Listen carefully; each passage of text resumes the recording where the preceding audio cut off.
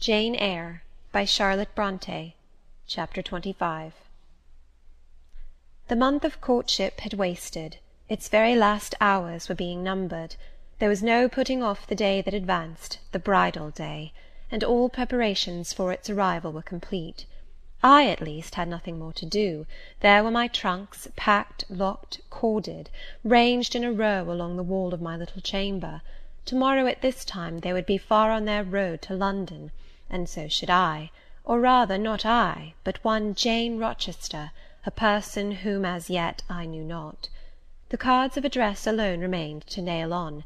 They lay, 4 little squares, in the drawer. Mr. Rochester had himself written the direction, Mrs. Rochester, Hotel, London, on each. I could not persuade myself to affix them, or to have them affixed. Mrs. Rochester! She did not exist. She would not be born till to-morrow, some time after 8 o'clock a.m., and I would wait to be assured she had come into the world alive before I assigned to her all that property. It was enough that in yonder closet, opposite my dressing-table, garments said to be hers had already displaced my black stuff Lowood frock and straw bonnet; for not to me appertained that suit of wedding raiment, the pearl-coloured robe, the vapoury veil pendant from the usurped portmanteau. I shut the closet to conceal the strange wraith-like apparel it contained, which at this evening hour, 9 o'clock, gave out certainly a most ghostly shimmer through the shadow of my apartment. "I will leave you by yourself, white dream," I said. "I am feverish. I hear the wind blowing. I will go out of doors and feel it." It was not only the hurry of preparation that made me feverish, not only in the anticipation of the great change, the new life which was to commence to-morrow. Both these circumstances had their share, doubtless, in producing that restless, excited mood which hurried me forth at this late hour into the darkening grounds; but a third cause influenced my mind more than they. I had at heart a strange and anxious thought.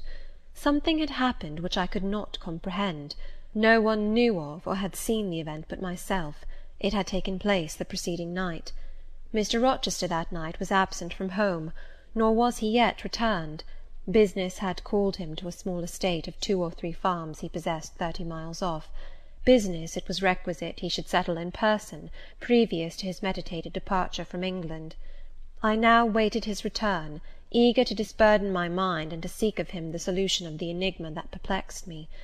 Stay till he comes, reader, and when I disclose my secret to him, you shall share the confidence. I sought the orchard, driven to its shelter by the wind, which all day had blown strong and full from the south, without, however, bringing a speck of rain. Instead of subsiding as night drew on, it seemed to augment its rush and deepen its roar.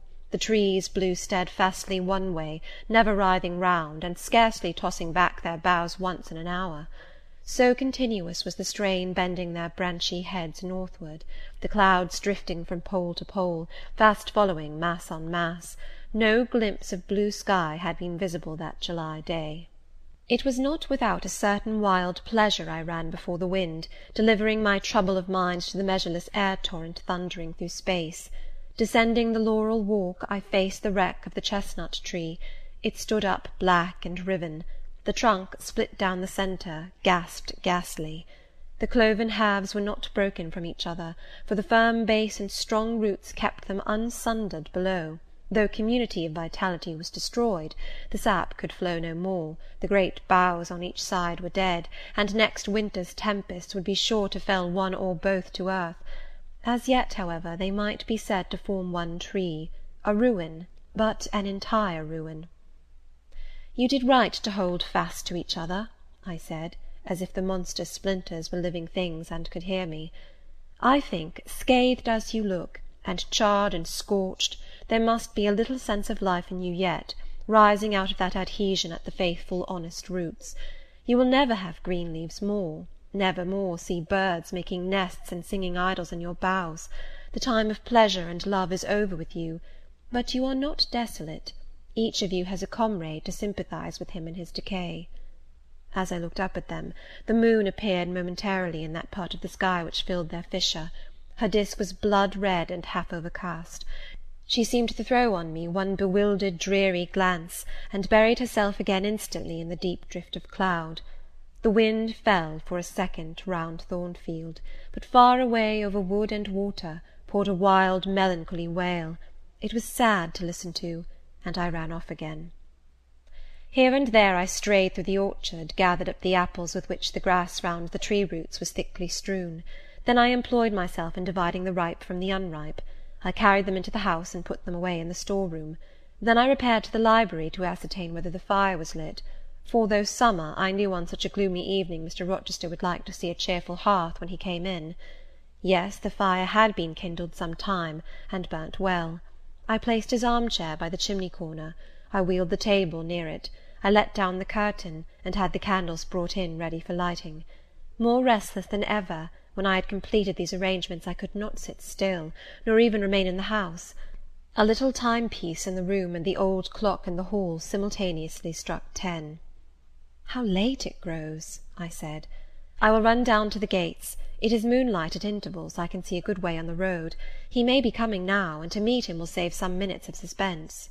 The wind roared high in the great trees which embowered the gates, but the road, as far as I could see, to the right hand and the left, was all still and solitary, save for the shadows of clouds crossing it at intervals as the moon looked out. It was but a long pale line, unvaried by one moving speck.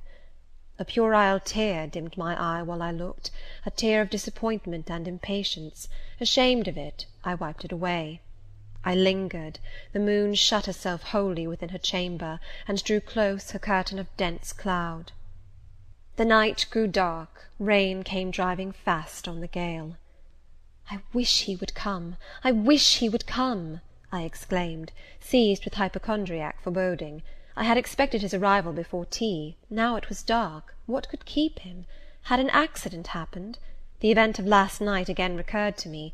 I interpreted it as a warning of disaster. I feared my hopes were too bright to be realized, and I had enjoyed so much bliss lately that I imagined my fortune had passed its meridian, and must now decline. Well, I cannot return to the house, I thought. I cannot sit by the fireside while he is abroad in inclement weather. Better tire my limbs than strain my heart. I will go forward and meet him. I set out. I walked fast, but not far. Ere I had measured 1/4 mile, I heard the tramp of hoofs. A horseman came on full gallop, a dog ran by his side. Away with evil presentiment! It was he. Here he was, mounted on Mesrour, followed by Pilot. He saw me, for the moon had opened a blue field in the sky, and rode in it watery bright. He took his hat off and waved it round his head. I now ran to meet him. "There!" he exclaimed, as he stretched out his hand and bent from the saddle. "You can't do without me, that is evident. Step on my boot-toe, give me both hands. Mount." I obeyed. Joy made me agile. I sprang up before him. A hearty kissing I got for a welcome, and some boastful triumph, which I swallowed as well as I could. He checked himself in his exultation to demand, "But is there anything the matter, Janet, that you come to meet me at such an hour? Is there anything wrong?" "No, but I thought you would never come. I could not bear to wait in the house for you, especially with this wind and rain." "Rain and wind, indeed! Yes, you are dripping like a mermaid. Pull my cloak round you. But I think you are feverish, Jane. Both your cheek and hand are burning hot. I ask again, is there anything the matter?" "Nothing now. I am neither afraid nor unhappy." "Then you have been both." "Rather. But I'll tell you all about it by and by, sir, and I dare say you will only laugh at me for my pains." "I'll laugh at you heartily when to-morrow is past. Till then I dare not. My prize is not certain. This is you who have been as slippery as an eel this last month, and as thorny as a briar rose. I could not lay a finger anywhere but I was pricked, and now I seem to have gathered up a stray lamb in my arms. You wandered out of the fold to seek your shepherd, did you, Jane?" "I wanted you. But don't boast. Here we are at Thornfield. Now let me get down." He landed me on the pavement. As John took his horse, and he followed me into the hall, he told me to make haste and put on something dry, and then return to him in the library, and he stopped me as I made for the staircase, to extort a promise that I would not be long. Nor was I long.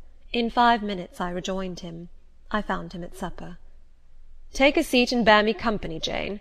Please God, it is the last meal but one you will eat at Thornfield Hall for a long time." I sat down near him, but told him I could not eat.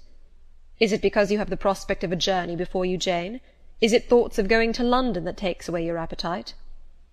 I cannot see my prospects clearly to-night, sir, and I hardly know what thoughts I have in my head. Everything in life seems unreal. Except me. I am substantial enough. Touch me. You, sir, are the most phantom-like of all. You are a mere dream. He held out his hand, laughing. Is that a dream? Said he, placing it close to my eyes. He had a rounded, muscular, and vigorous hand, as well as a long, strong arm. Yes, though I touch it, it is a dream, said I, as I put it down from before my face. Sir, have you finished supper? Yes, Jane. I rang the bell and ordered away the tray. When we were again alone, I stirred the fire, and then took a low seat at my master's knee. It is near midnight, I said. Yes, but remember, Jane, you promised to wake with me the night before my wedding. I did, and I will keep my promise, for an hour or two at least. I have no wish to go to bed. Are all your arrangements complete? All, sir. And on my part likewise, he returned. I have settled everything, and we shall leave Thornfield to-morrow, within half an hour after our return from church. Very well, sir. With what an extraordinary smile you uttered that word, very well, Jane. What a bright spot of colour you have on each cheek, and how strangely your eyes glitter. Are you well? I believe I am. Believe? What is the matter? Tell me what you feel. I could not, sir. No words could tell you what I feel. I wish this present hour would never end. Who knows with what fate the next may come charged? This is hypochondria, Jane. You have been over-excited or over-fatigued. Do you, sir, feel calm and happy? Calm? No. But happy, to the heart's core. I looked up at him to read the signs of bliss in his face. It was ardent and flushed. Give me your confidence, Jane, he said. Relieve your mind of any weight that oppresses it by imparting it to me. What do you fear? That I shall not prove a good husband? It is the idea farthest from my thoughts. Are you apprehensive of the new sphere you are about to enter, of the new life into which you are passing? No. You puzzle me, Jane. Your look and tone of sorrowful audacity perplex and pain me. I want an explanation. Then, sir, listen. You were from home last night. I was. I know that, and you hinted a while ago at something which had happened in my absence. Nothing probably of consequence, but in short it has disturbed you. Let me hear it. Mrs. Fairfax has said something, perhaps, or you have overheard the servants talk. Your sensitive self-respect has been wounded. No, sir. It struck 12. I waited till the timepiece had concluded its silver chime, and the clock its hoarse vibrating stroke, and then I proceeded. All day yesterday I was very busy, and very happy in my ceaseless bustle, for I am not, as you seem to think, troubled by any haunting fears about the new sphere, etc. I think it a glorious thing to have the hope of living with you, because I love you. No, sir, don't caress me now. Let me talk undisturbed. Yesterday I trusted well in Providence, and believed that events were working together for your good and mine. It was a fine day, if you recollect. The calmness of the air and sky forbade apprehensions respecting your safety or comfort on your journey. I walked a little on the pavement after tea, thinking of you, and I beheld you in imagination so near me I scarcely missed your actual presence. I thought of the life that lay before me, your life, sir, an existence more expansive and stirring than my own, as much more so as the depths of the sea to which the brook runs are than the shallows of its own straight channel.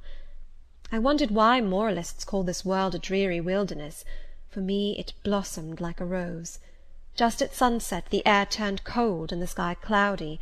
I went in. Sophy called me upstairs to look at my wedding dress, which they had just brought, and under it in the box I found your present, the veil which, in your princely extravagance, you sent for from London, resolved, I suppose, since I would not have jewels, to cheat me into accepting something as costly. I smiled as I unfolded it, and devised how I would tease you about your aristocratic tastes, and your efforts to mask your plebeian bride in the attributes of a peeress.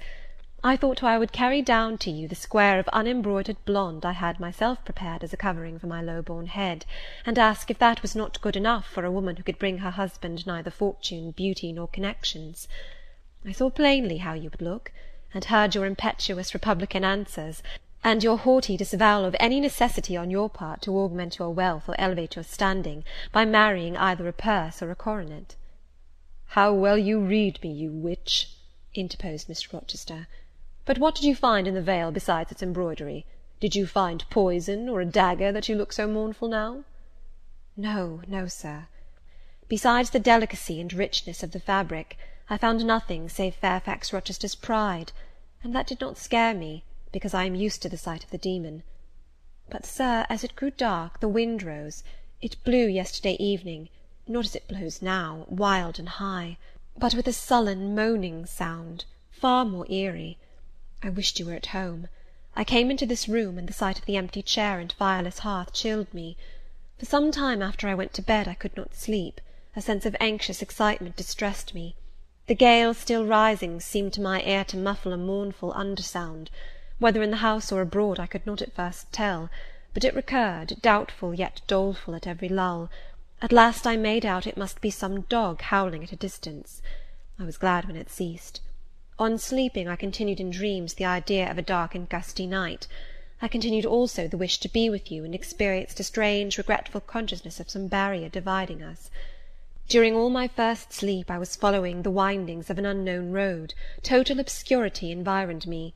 Rain pelted me. I was burdened with the charge of a little child, a very small creature, too young and feeble to walk, and which shivered in my cold arms, and wailed piteously in my ear. I thought, sir, that you were on the road a long way before me, and I strained every nerve to overtake you, and made effort on effort to utter your name and entreat you to stop, but my movements were fettered, and my voice still died away inarticulate, while you, I felt, withdrew farther and farther every moment. "And those dreams weigh on your spirits now, Jane, when I am close to you? Little nervous subject! Forget visionary woe, and think only of real happiness. You say you love me, Janet? Yes, I will not forget that, and you cannot deny it. Those words did not die inarticulate on your lips.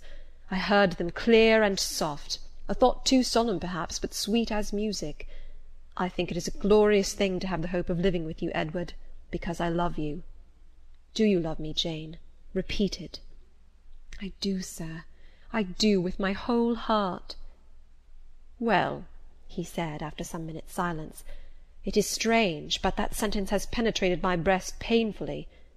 Why? I think because you said it with such an earnest religious energy, and because your upward gaze at me now is the very sublime of faith, truth, and devotion. It is too much as if some spirit were near me. Look wicked, Jane, as you know well how to look. Coin one of your wild, shy, provoking smiles. Tell me you hate me. Tease me, vex me, do anything but move me. I would rather be incensed than saddened." "I will tease you and vex you to your heart's content when I have finished my tale, but hear me to the end." "I thought, Jane, you had told me all. I thought I had found the source of your melancholy in a dream." I shook my head. "What? Is there more? But I will not believe it to be anything important. I warn you of incredulity beforehand. Go on." The disquietude of his air, the somewhat apprehensive impatience of his manner, surprised me, but I proceeded. "I dreamt another dream, sir. That Thornfield Hall was a dreary ruin, the retreat of bats and owls. I thought that of all the stately front nothing remained but a shell-like wall, very high and very fragile looking. I wandered, on a moonlit night, through the grass-grown enclosure within.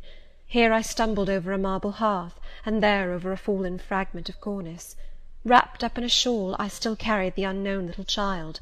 I might not lay it down anywhere, however tired my arms, however much its weight impeded my progress, I must retain it. I heard the gallop of a horse at a distance on the road.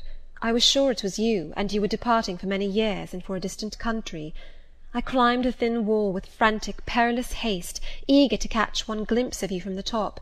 The stones rolled from under my feet, the ivy branches I grasped gave way, the child clung round my neck in terror, and almost strangled me. At last I gained the summit. I saw you like a speck on a white track, lessening every moment. The blast blew so strong I could not stand. I sat down on the narrow ledge. I hushed the scared infant in my lap. You turned an angle of the road. I bent forward to take a last look. The wall crumbled. I was shaken. The child rolled from my knee. I lost my balance, fell, and woke. Now, Jane, that is all?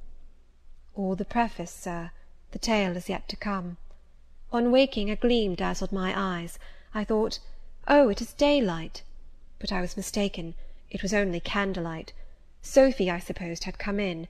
There was a light in the dressing-table, and the door of the closet, where, before going to bed, I had hung my wedding dress and veil, stood open. I heard a rustling there. I asked, "Sophy, what are you doing?" No one answered. But a form emerged from the closet. It took the light, held it aloft, and surveyed the garments pendant from the portmanteau. "Sophy! Sophy!" I again cried, and still it was silent. I had risen up in bed. I bent forward. First surprise, then bewilderment came over me, and then my blood crept cold through my veins. Mr. Rochester, this was not Sophy, it was not Leah, it was not Mrs. Fairfax, it was not, no, I was sure of it, and am still, it was not even that strange woman, Grace Poole. "It must have been one of them," interrupted my master. "No, sir, I solemnly assure you to the contrary.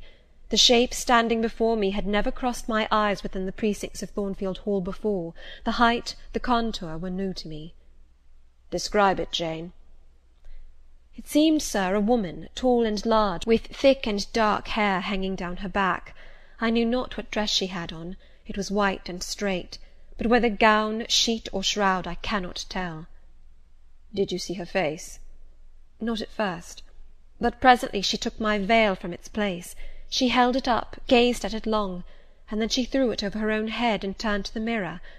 At that moment I saw the reflection of the visage and features quite distinctly in the dark oblong glass." "And how were they?" "Fearful and ghastly to me. Oh, sir, I never saw a face like it. It was a discoloured face. It was a savage face. I wish I could forget the roll of the red eyes and the fearful blackened inflation of the lineaments." "Ghosts are usually pale, Jane." This, sir, was purple. The lips were swelled and dark, the brow furrowed, the black eyebrows widely raised over the bloodshot eyes. Shall I tell you of what it reminded me? "You may." "Of the foul German spectre, the vampire." "Ah, what did it do?" "Sir, it removed my veil from its gaunt head, rent it in 2 parts, and flinging both on the floor, trampled on them." "Afterwards?" "It drew aside the window curtain and looked out. Perhaps it saw dawn approaching, for, taking the candle, it retreated to the door. Just at my bedside, the figure stopped. The fiery eyes glared upon me. She thrust up her candle close to my face, and extinguished it under my eyes. I was aware her lurid visage flamed over mine, and I lost consciousness. For the second time in my life, only the second time, I became insensible from terror." "Who was with you when you revived?" "No one, sir, but the broad day. I rose, bathed my head and face in water, drank a long draught, felt that though enfeebled I was not ill, and determined that to none but you would I impart this vision. Now, sir, tell me who and what that woman was." "The creature of an overstimulated brain, that is certain. I must be careful of you, my treasure. Nerves like yours were not made for rough handling."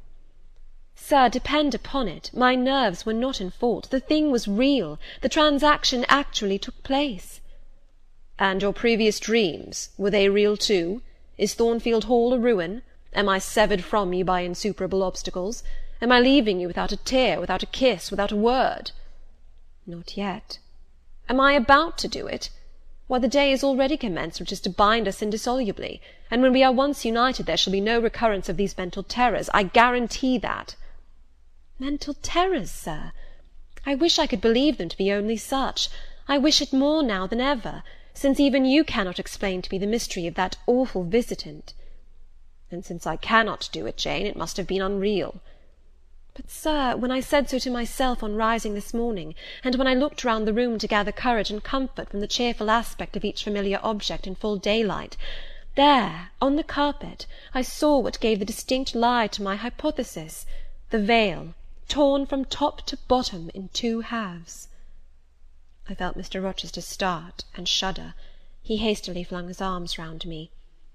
"Thank God," he exclaimed, "that if anything malignant did come near you last night, it was only the veil that was harmed. Oh, to think what might have happened!" He drew his breath short, and strained me so close to him I could scarcely pant. After some minutes' silence, he continued cheerily, Now, Janet, I'll explain to you all about it. It was half dream, half reality. A woman did, I doubt not, enter your room, and that woman must have been, Grace Poole. You call her a strange being yourself. From all you know, you have reason so to call her. What did she do to me? What to Mason? In a state between sleeping and waking, you noticed her entrance and her actions, but feverish, almost delirious as you were, you ascribed to her a goblin appearance different from her own.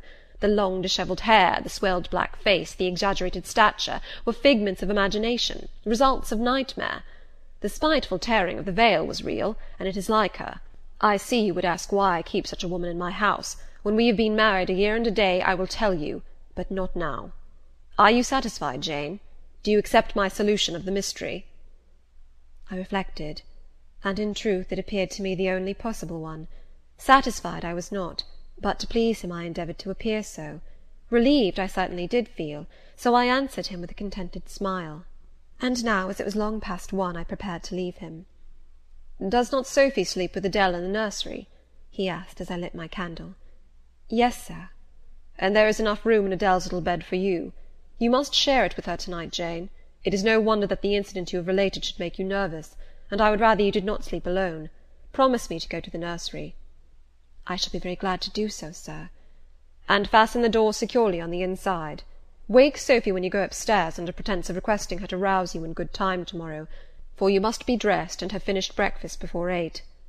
And now, no more sombre thoughts. Chase dull care away, Janet. Don't you hear to what soft whispers the wind has fallen? And there is no more beating of rain against the window-panes. Look here." He lifted up the curtain. "It is a lovely night." It was. Half heaven was pure and stainless. The clouds, now trooping before the wind, which had shifted to the west, were filing off eastward in long silvered columns. The moon shone peacefully. "Well?" said Mr. Rochester, gazing inquiringly into my eyes. "How is my Janet now?" "The night is serene, sir, and so am I." "And you will not dream of separation and sorrow to-night, but of happy love and blissful union?" This prediction was but half fulfilled. I did not indeed dream of sorrow, but as little did I dream of joy, for I never slept at all. With little Adele in my arms, I watched the slumber of childhood, so tranquil, so passionless, so innocent, and waited for the coming day.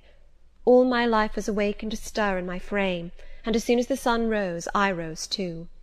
I remember Adele clung to me as I left her. I remember I kissed her as I loosened her little hands from my neck, and I cried over her with strange emotion, and quitted her because I feared my sobs would break her still sound repose.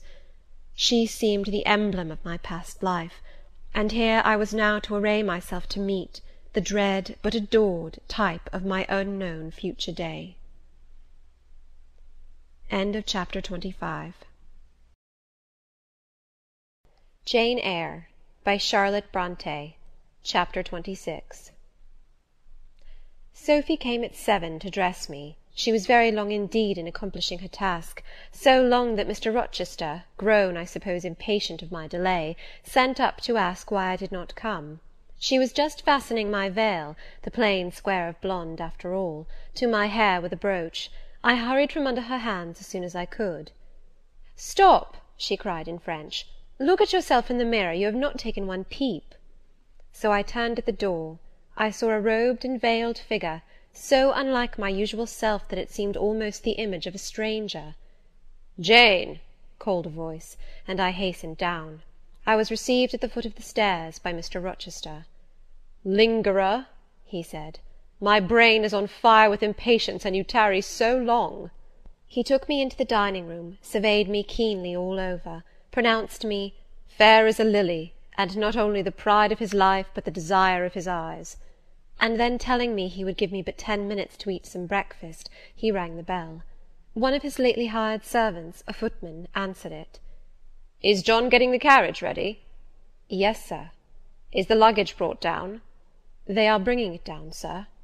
"Go you to the church, see if Mr. Wood," the clergyman, "and the clerk are there. Return and tell me." The church, as the reader knows, was but just beyond the gates. The footman soon returned. "Mr. Wood is in the vestry, sir, putting on his surplice." "And the carriage?" "The horses are harnessing." We shall not want it to go to church, but it must be ready the moment we return, all the boxes and luggage arranged and strapped on, and the coachman in his seat." "Yes, sir." "Jane, are you ready?" I rose. There were no groomsmen, no bridesmaids, no relatives to wait for or marshal, none but Mr. Rochester and I. Mrs. Fairfax stood in the hall as we passed. I would fain have spoken to her, but my hand was held by a grasp of iron. I was hurried along by a stride I could hardly follow, and to look at Mr. Rochester's face was to feel that not a second of delay would be tolerated for any purpose. I wonder what other bridegroom ever looked as he did, so bent up to a purpose, so grimly resolute, or who, under such steadfast brows, ever revealed such flaming and flashing eyes. I know not whether the day was fair or foul. In descending the drive, I gazed neither on sky nor earth. My heart was with my eyes, and both seemed migrated into Mr. Rochester's frame. I wanted to see the invisible thing on which, as we went along, he appeared to fasten a glance fierce and fell. I wanted to feel the thoughts whose force he seemed breasting and resisting. At the churchyard wicket he stopped. He discovered I was quite out of breath. "Am I cruel in my love?" he said. "Delay an instant. Lean on me, Jane." And now I can recall the picture of the old grey house of God rising calm before me, of a rook wheeling round the steeple, of a ruddy morning sky beyond. I remember something, too, of the green grave mounds, and I have not forgotten either two figures of strangers straying amongst the low hillocks and reading the mementos graven on the few mossy headstones. I noticed them, because, as they saw us, they passed round to the back of the church, and I doubted not but they were going to enter by the side aisle door and witness the ceremony. By Mr. Rochester they were not observed. He was earnestly looking at my face, from which the blood had, I dare say, momentarily fled, for I felt my forehead dewy, and my cheeks and lips cold. When I rallied, which I soon did, he walked gently with me up the path to the porch. We entered the quiet and humble temple. The priest waited in his white surplice at the lowly altar, the clerk beside him. All was still. 2 shadows only moved in a remote corner. My conjecture had been correct. The strangers had slipped in before us, and they now stood by the vault of the Rochesters, their backs towards us, viewing through the rails the old time-stained marble tomb, where a kneeling angel guarded the remains of Damer de Rochester, slain at Marston Moor in the time of the civil wars, and of Elizabeth his wife. Our place was taken at the communion rails. Hearing a cautious step behind me, I glanced over my shoulder. One of the strangers, a gentleman evidently, was advancing up the chancel. The service began. The explanation of the intent of matrimony was gone through, and then the clergyman came a step further forward, and bending slightly towards Mr. Rochester, went on. "I require and charge you both, as you will answer at the dreadful day of judgment, when the secrets of all hearts shall be disclosed, that if either of you know any impediment why ye may not lawfully be joined together in matrimony, ye do now confess it. For be ye well assured that so many as are coupled together otherwise than God's word doth allow, are not joined together by God, neither is their matrimony lawful." He paused, as the custom is. When is the pause after that sentence ever broken by reply? Not, perhaps, once in 100 years. And the clergyman, who had not lifted his eyes from his book, and had held his breath but for a moment, was proceeding. His hand was already stretched towards Mr. Rochester, as his lips unclosed to ask, "Wilt thou have this woman for thy wedded wife?" when a distinct and near voice said, "The marriage cannot go on. I declare the existence of an impediment." The clergyman looked up at the speaker and stood mute. The clerk did the same. Mr. Rochester moved slightly, as if an earthquake had rolled under his feet. Taking a firmer footing, and not turning his head or eyes, he said, "Proceed." Profound silence fell when he had uttered that word, with deep but low intonation. Presently Mr. Wood said, "I cannot proceed without some investigation into what has been asserted, and evidence of its truth or falsehood." "The ceremony is quite broken off," subjoined the voice behind us. "I am in a condition to prove my allegation. An insuperable impediment to this marriage exists." Mr. Rochester heard, but heeded not. He stood stubborn and rigid, making no movement but to possess himself of my hand. What a hot and strong grasp he had! and how like quarried marble was his pale, firm, massive front at this moment! How his eyes shone, still watchful, and yet wild beneath! Mr. Wood seemed at a loss. "What is the nature of the impediment?" he asked. "Perhaps it may be got over, explained away." "Hardly," was the answer. "I have called it insuperable, and I speak advisedly." The speaker came forward, and leaned on the rails. He continued, uttering each word distinctly, calmly, steadily, but not loudly. "It simply consists in the existence of a previous marriage.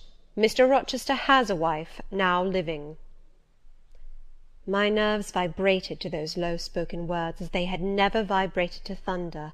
My blood felt their subtle violence as it had never felt frost or fire. But I was collected, and in no danger of swooning. I looked at Mr. Rochester. I made him look at me. His whole face was colourless rock. His eye was both spark and flint. He disavowed nothing. He seemed as if he would defy all things. Without speaking, without smiling, without seeming to recognize in me a human being, he only twined my waist with his arm, and riveted me to his side. "Who are you?" he asked of the intruder. "My name is Briggs, a solicitor of Street, London." "And you would thrust on me a wife?" "I would remind you of your lady's existence, sir, which the law recognizes, if you do not." "Favour me with an account of her, with her name, her parentage, her place of abode." "Certainly." Mr. Briggs calmly took a paper from his pocket, and read out in a sort of official, nasal voice, "I affirm and can prove that on the 20th of October, A.D., a date of some 15 years back, Edward Fairfax Rochester of Thornfield Hall, in the county of and of Ferndean Manor, in shire, England, was married to my sister, Bertha Antoinetta Mason, daughter of Jonas Mason, merchant, and of Antoinetta his wife, a Creole, at Church, Spanish Town, Jamaica. The record of the marriage will be found in the register of that church. A copy of it is now in my possession. Signed, Richard Mason." "That, if a genuine document, may prove I have been married, but it does not prove that the woman mentioned therein as my wife is still living." "She was living 3 months ago," returned the lawyer. "How do you know?" "I have a witness to the fact, whose testimony even you, sir, will scarcely controvert." "Produce him, or go to hell." "I will produce him first. He is on the spot. Mr. Mason, have the goodness to step forward." Mr. Rochester, on hearing the name, set his teeth. He experienced, too, a sort of strong convulsive quiver. Near to him as I was, I felt the spasmodic movement of fury or despair run through his frame. The second stranger, who had hitherto lingered in the background, now drew near. A pale face looked over the solicitor's shoulder. Yes, it was Mason himself. Mr. Rochester turned and glared at him. His eye, as I have often said, was a black eye. It now had a tawny, nay, a bloody light in its gloom, and his face flushed, olive cheek and hueless forehead received a glow as from spreading, ascending heart-fire, and he stirred, lifted his strong arm. He could have struck Mason, dashed him on the church floor, shocked by a ruthless blow the breath from his body, but Mason shrank away, and cried faintly, "Good God!" Contempt fell cool on Mr. Rochester. His passion died as if a blight had shrivelled it up. He only asked, "What have you to say?" An inaudible reply escaped Mason's white lips. "The devil is in it if you cannot answer distinctly. I again demand, what have you to say?" Sir, interrupted the clergyman, do not forget you are in a sacred place." Then, addressing Mason, he inquired gently, "Are you aware, sir, whether or not this gentleman's wife is still living?" "Courage," urged the lawyer, "speak out." "She is now living at Thornfield Hall," said Mason in more articulate tones. "I saw her there last April. I am her brother." "At Thornfield Hall!" ejaculated the clergyman. "Impossible! I am an old resident in this neighbourhood, sir, and I never heard of a Mrs. Rochester at Thornfield Hall." I saw a grim smile contort Mr. Rochester's lips, and he muttered, "No, by God! I took care that none should hear of it, or of her under that name." He mused. For 10 minutes he held counsel with himself. He formed his resolve, and announced it. "Enough! All shall bolt out at once, like the bullet from the barrel. Wood, close your book, and take off your surplice. John Green," to the clerk, "leave the church. There will be no wedding to-day." The man obeyed. Mr. Rochester continued, hardily and recklessly, "Bigamy is an ugly word. I meant, however, to be a bigamist, but fate has outmanoeuvred me, or Providence has checked me, perhaps the last. I am little better than a devil at this moment, and, as my pastor there would tell me, deserve no doubt the sternest judgments of God, even to the quenchless fire and deathless worm. Gentlemen, my plan is broken up. What this lawyer and his client say is true. I have been married, and the woman to whom I was married lives. You say you have never heard of a Mrs. Rochester at the house up yonder wood, but I dare say you have many a time inclined your ear to gossip about the mysterious lunatic kept under watch and ward. Some have whispered to you that she is my bastard half-sister, some my cast-off mistress. I now inform you that she is my wife, whom I married 15 years ago, Bertha Mason by name, sister of this resolute personage, who is now, with his quivering limbs and white cheeks, showing you what a stout heart men may bear. Cheer up, Dick. Never fear me. I'd almost as soon strike a woman as you. Bertha Mason is mad, and she came of a mad family, idiots and maniacs through 3 generations. Her mother, the Creole, was both a madwoman and a drunkard, as I found out after I had wed the daughter, for they were silent on family secrets before. Bertha, like a dutiful child, copied her parent in both points. I had a charming partner, pure, wise, modest. You can fancy I was a happy man. I went through rich scenes. Oh, my experience has been heavenly, if you only knew it. But I owe you no further explanation. Briggs, Wood, Mason, I invite you all to come up to the house and visit Mrs. Poole's patient and my wife. You shall see what sort of a being I was cheated into espousing, and judge whether or not I had a right to break the compact, and seek sympathy with something at least human. This girl," he continued, looking at me, "knew no more than you would of the disgusting secret. She thought all was fair and legal, and never dreamt she was going to be entrapped into a feigned union with a defrauded wretch, already bound to a bad, mad, and embruted partner. Come, all of you, follow." Still holding me fast, he left the church. The 3 gentlemen came after. At the front door of the hall we found the carriage. "Take it back to the coach-house, John," said Mr. Rochester coolly. "It will not be wanted to-day." At our entrance, Mrs. Fairfax, Adele, Sophy, Leah, advanced to meet and greet us. "To the right about, every soul!" cried the master. "Away with your congratulations! Who wants them? Not I! They are 15 years too late." He passed on and ascended the stairs, still holding my hand, and still beckoning the gentlemen to follow him, which they did. We mounted the first staircase, passed up the gallery, proceeded to the 3rd story. The low black door, opened by Mr. Rochester's master key, admitted us into the tapestried room, with its great bed and its pictorial cabinet. "You know this place, Mason?" said our guide. "She bit and stabbed you here." He lifted the hangings from the wall, uncovering the 2nd door. This, too, he opened. In a room without a window there burnt a fire guarded by a high and strong fender, and a lamp suspended from the ceiling by a chain. Grace Poole bent over the fire, apparently cooking something in a saucepan. In the deep shade at the farther end of the room, a figure ran backwards and forwards. What it was, whether beast or human being, one could not at first sight tell.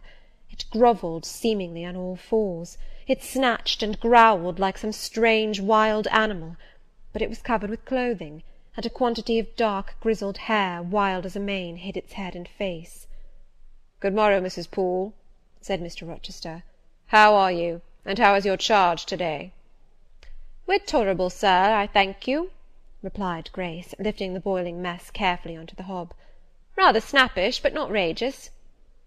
A fierce cry seemed to give the lie to her favourable report. The clothed hyena rose up, and stood tall on its hind feet. "Ah, sir, she sees you," exclaimed Grace. "You'd better not stay." "Only a few moments, Grace. You must allow me a few moments." "Take care, then, sir. For God's sake, take care." The maniac bellowed. She parted her shaggy locks from her visage, and gazed wildly at her visitors. I recognized well that purple face, those bloated features. Mrs. Poole advanced. "Keep out of the way," said Mr. Rochester, thrusting her aside. "She has no knife now, I suppose, and I'm on my guard." "One never knows what she has, sir. She is so cunning, it is not in mortal discretion to fathom her craft." "We had better leave her," whispered Mason. "Go to the devil!" was his brother-in-law's recommendation. "Where?" cried Grace. The three gentlemen retreated simultaneously. Mr. Rochester flung me behind him. The lunatic sprang and grappled his throat viciously, and laid her teeth to his cheek. They struggled. She was a big woman, in stature almost equalling her husband, and corpulent besides. She showed virile force in the contest. More than once she almost throttled him, athletic as he was. He could have settled her with a well-planted blow, but he would not strike. He would only wrestle. At last he mastered her arms. Grace Poole gave him a cord, and he pinioned them behind her. With more rope, which was at hand, he bound her to a chair. The operation was performed amidst the fiercest yells and the most convulsive plunges. Mr. Rochester then turned to the spectators. He looked at them with a smile both acrid and desolate. "That is my wife," said he. "Such is the sole conjugal embrace I am ever to know. Such are the endearments which are to solace my leisure hours. And this is what I wished to have," laying his hand on my shoulder, "this young girl, who stands so grave and quiet at the mouth of hell, looking collectedly at the gambols of a demon. I wanted her just as a change after that fierce ragout. Wood and Briggs, look at the difference. Compare these clear eyes with the red balls yonder, this face with that mask, this form with that bulk. Then judge me, priest of the gospel and man of the law, and remember, with what judgment ye judge, ye shall be judged. Off with you now. I must shut up my prize." We all withdrew. Mr. Rochester stayed a moment behind us to give some further order to Grace Poole. The solicitor addressed me as he descended the stair. "You, madam," said he, "are cleared from all blame. Your uncle will be glad to hear it, if indeed he should be still living, when Mr. Mason returns to Madeira." "My uncle? What of him? Do you know him?" "Mr. Mason does. Mr. Eyre has been the functional correspondent of his house for some years. When your uncle received your letter intimating the contemplated union between yourself and Mr. Rochester, Mr. Mason, who was staying at Madeira to recruit his health, on his way back to Jamaica, happened to be with him.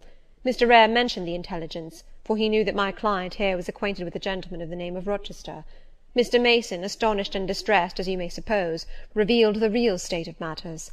Your uncle, I am sorry to say, is now on a sick bed, from which, considering the nature of his disease, decline, and the stage it has reached, it is unlikely he will ever rise.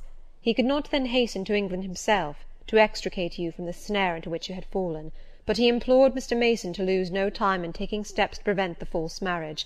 He referred him to me for assistance. I used all dispatch, and am thankful I was not too late, as you, doubtless, must be also.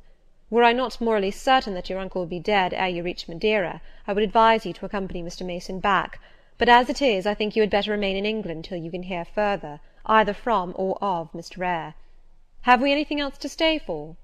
he inquired of Mr. Mason. "No, no, let us be gone," was the anxious reply; and without waiting to take leave of Mr. Rochester, they made their exit at the hall door. The clergyman stayed to exchange a few sentences, either of admonition or reproof, with his haughty parishioner. This duty done, he too departed.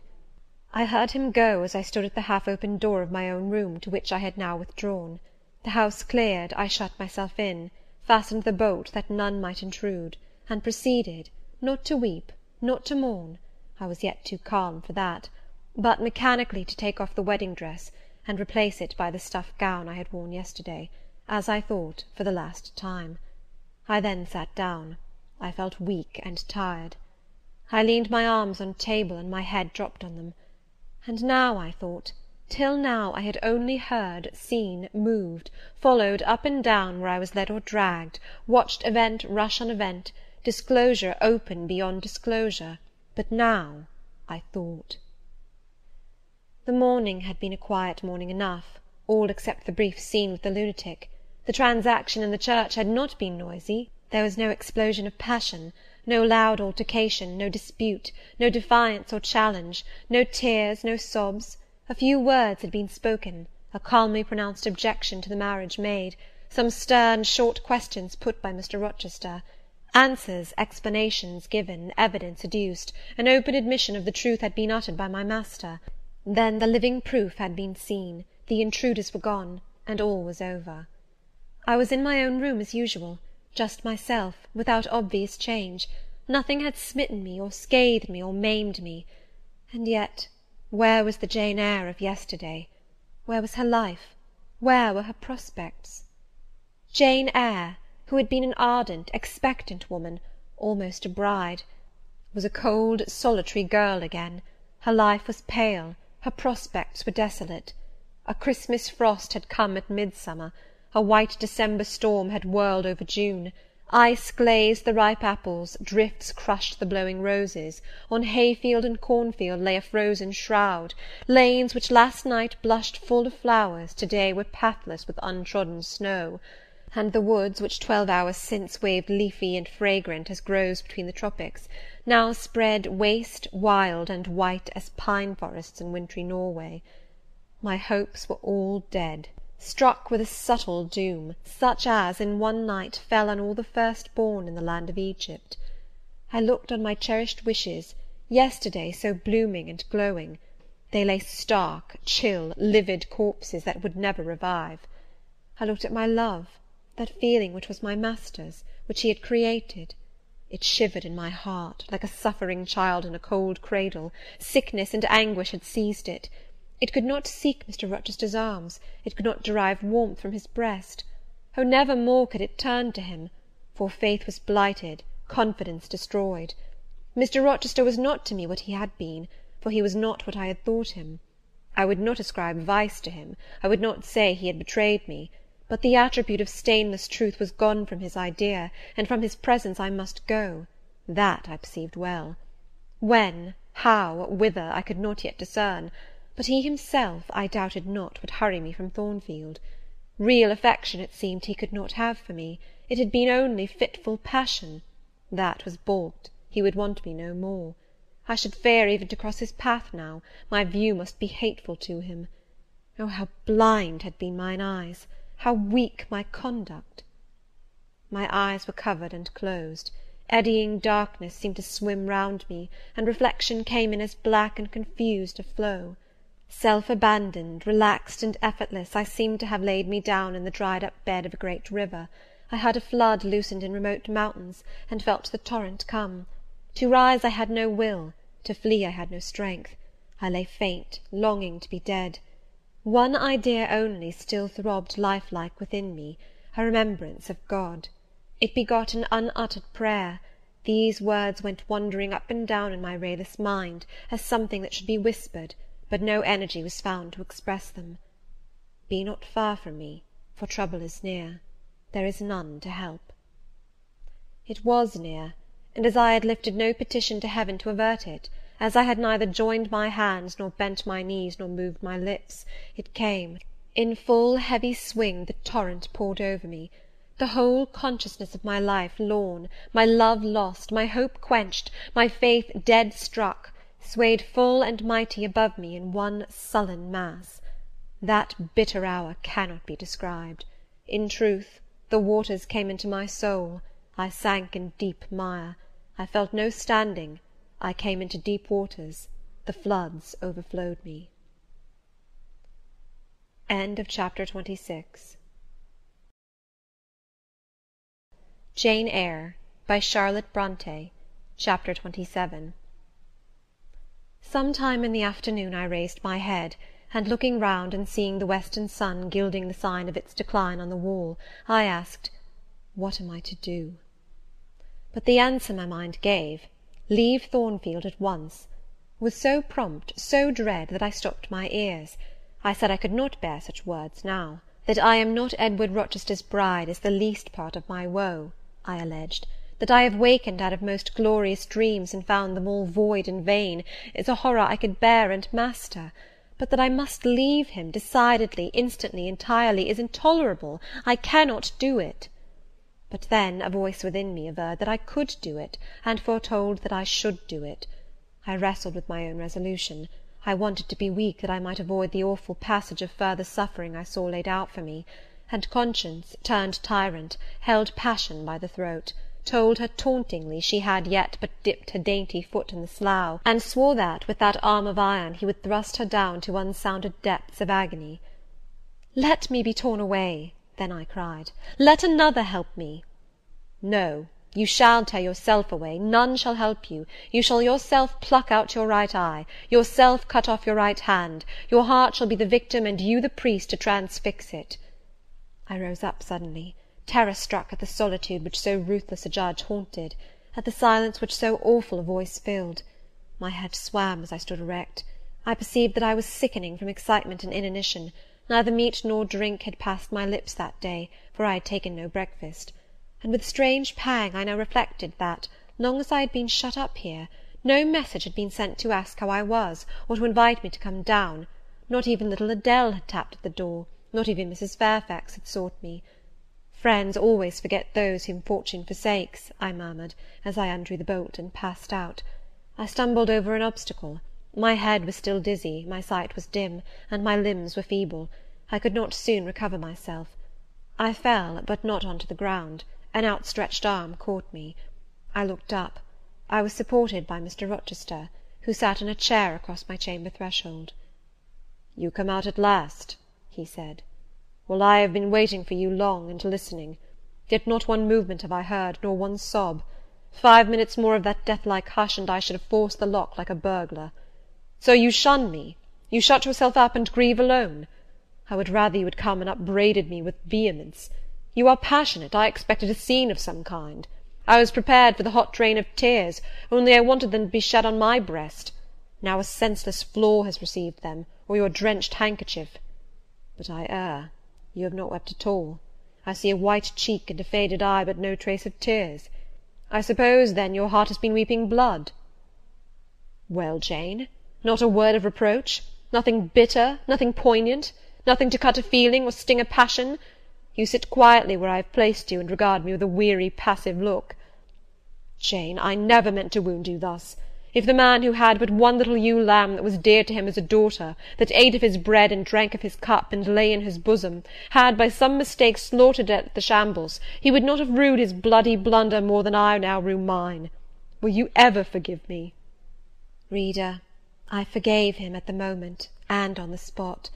There was such deep remorse in his eye, such true pity in his tone, such manly energy in his manner, and besides there was such unchanged love in his whole look and mien, I forgave him all, yet not in words, yet not outwardly, only at my heart's core.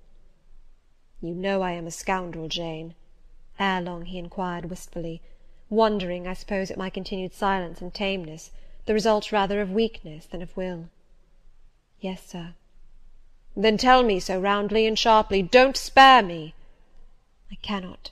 I am sick and tired. I want some water. He heaved a sort of shuddering sigh, and taking me in his arms, carried me downstairs. At first I did not know to what room he had borne me. All was cloudy to my glazed sight. Presently I felt the reviving warmth of a fire, for summer as it was, I had become icy cold in my chamber. He put wine to my lips. I tasted it and revived. Then I ate something he offered me, and was soon myself. I was in the library, sitting in his chair. He was quite near. If I could go out of life now, without too sharp a pang, it would be well for me, I thought. Then I should not have to make the effort of cracking my heartstrings, in rending them from among Mr. Rochester's. I must leave him, it appears. I do not want to leave him.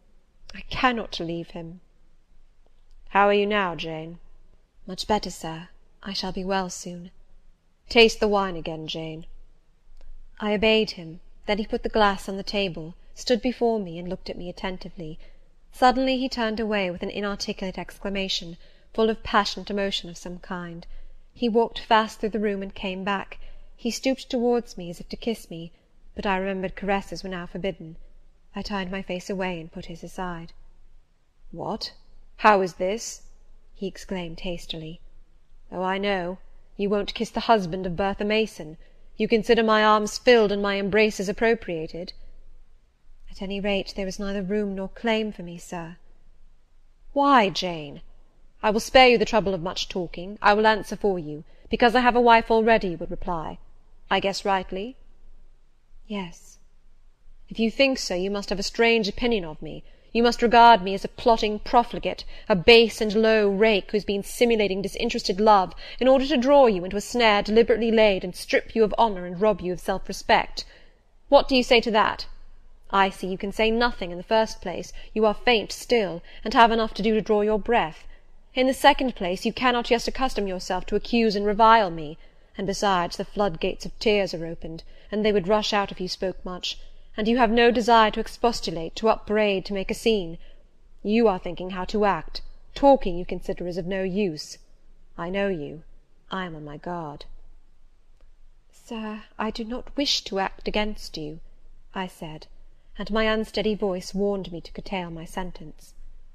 Not in your sense of the word, but in mine you are scheming to destroy me. You have as good as said that I am a married man. As a married man you will shun me, keep out of my way. Just now you have refused to kiss me. You intend to make yourself a complete stranger to me, to live under this roof only as Adele's governess. If ever I say a friendly word to you, if ever a friendly feeling inclines you again to me, you will say, that man had nearly made me his mistress. I must be ice and rock to him. And ice and rock you will accordingly become. I cleared and steadied my voice to reply, all is changed about me, sir. I must change too. There is no doubt of that. And to avoid fluctuations of feeling and continual combats with recollections and associations, there is only one way. Adele must have a new governess, sir. Oh, Adele will go to school. I have settled that already. Nor do I mean to torment you with the hideous associations and recollections of Thornfield Hall, this accursed place, this tent of Acton, this insolent vault offering the ghastliness of living death to the light of the open sky, this narrow stone hell with its one real fiend, worse than a legion of such as we imagine. Jane, you shall not stay here, nor will I. I was wrong ever to bring you to Thornfield Hall, knowing as I did how it was haunted. I charged them to conceal from you, before I ever saw you, all knowledge of the curse of the place, merely because I feared Adele never would have a governess to stay if she knew with what inmate she was housed, and my plans would not permit me to remove the maniac elsewhere. Though I possess an old house, Ferndean Manor, even more retired and hidden than this, where I could have lodged her safely enough, had not a scruple about the unhealthiness of the situation, in the heart of a wood, made my conscience recoil from the arrangement. Probably those damp walls would soon have eased me of her charge, but to each villain his own vice, and mine is not a tendency to indirect assassination, even of what I most hate. Concealing the mad woman's neighbourhood from you, however, was something like covering a child with a cloak, and laying it down near an upas tree. That demon's vicinage is poisoned, and always was. But I'll shut up Thornfield Hall. I'll nail up the front door and board the lower windows. I'll give Mrs. Poole 200 a year to live here with my wife, as you term that fearful hag. Grace will do much for money, and she shall have her son, the keeper at Grimsby Retreat, to bear her company, and be at hand to give her aid in the paroxysms, when my wife is prompted by her familiar to burn people in their beds at night, to stab them, to bite their flesh from their bones, and so on.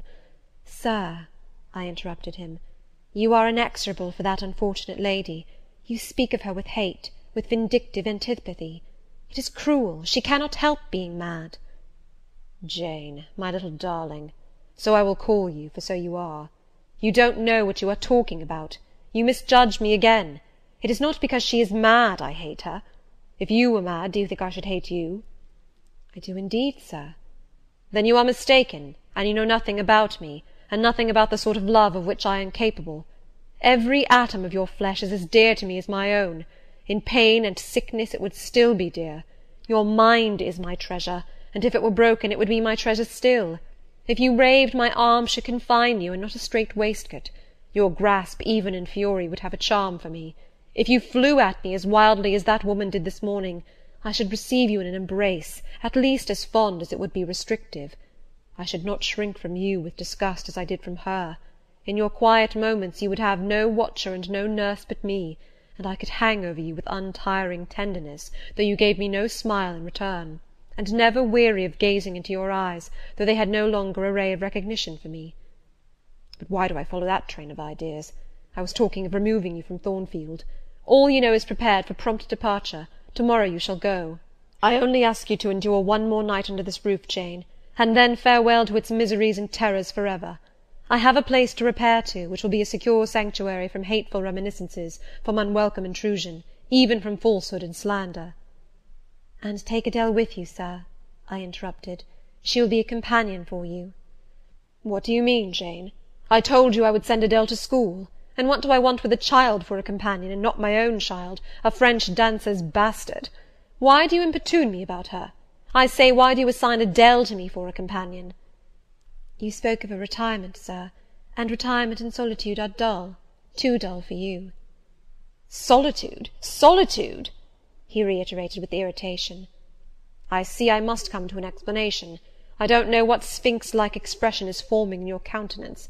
You are to share my solitude. Do you understand?" I shook my head. It required a degree of courage, excited as he was becoming, even to risk that mute sign of dissent. He had been walking fast about the room, and he stopped as if suddenly rooted to one spot. He looked at me long and hard. I turned my eyes from him, fixed them on the fire, and tried to assume and maintain a quiet, collected aspect. "Now for the hitch in Jane's character," he said at last, speaking more calmly than from his look I had expected him to speak. "The reel of silk has run smoothly enough so far, but I always knew there would come a knot and a puzzle. Here it is. Now for vexation and exasperation and endless trouble. By God, I long to exert a fraction of Samson's strength, and break the entanglement like tow." He recommenced his walk, but soon again stopped, and this time just before me. "Jane, will you hear reason?" He stooped and approached his lips to my ear. "Because if you won't, I'll try violence." His voice was hoarse, his look that of a man who is just about to burst an insufferable bond, and plunge headlong into wild license. I saw that in another moment, and with one impetus of frenzy more, I should be able to do nothing with him. The present, the passing second of time, was all I had in which to control and restrain him. A movement of repulsion, flight, fear, would have sealed my doom, and his. But I was not afraid, not in the least. I felt an inward power, a sense of influence which supported me. The crisis was perilous, but not without its charm, such as the Indian perhaps feels when he slips over the rapid in his canoe. I took hold of his clenched hand, loosened the contorted fingers, and said to him soothingly, "Sit down. I'll talk to you as long as you like, and hear all you have to say, whether reasonable or unreasonable."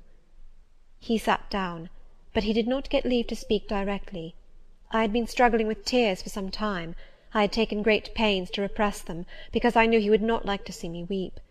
Now, however, I considered it well to let them flow as freely and as long as they liked. If the flood annoyed him, so much the better. So I gave way, and cried heartily. Soon I heard him earnestly entreating me to be composed. I said I could not, while he was in such a passion. "But I am not angry, Jane.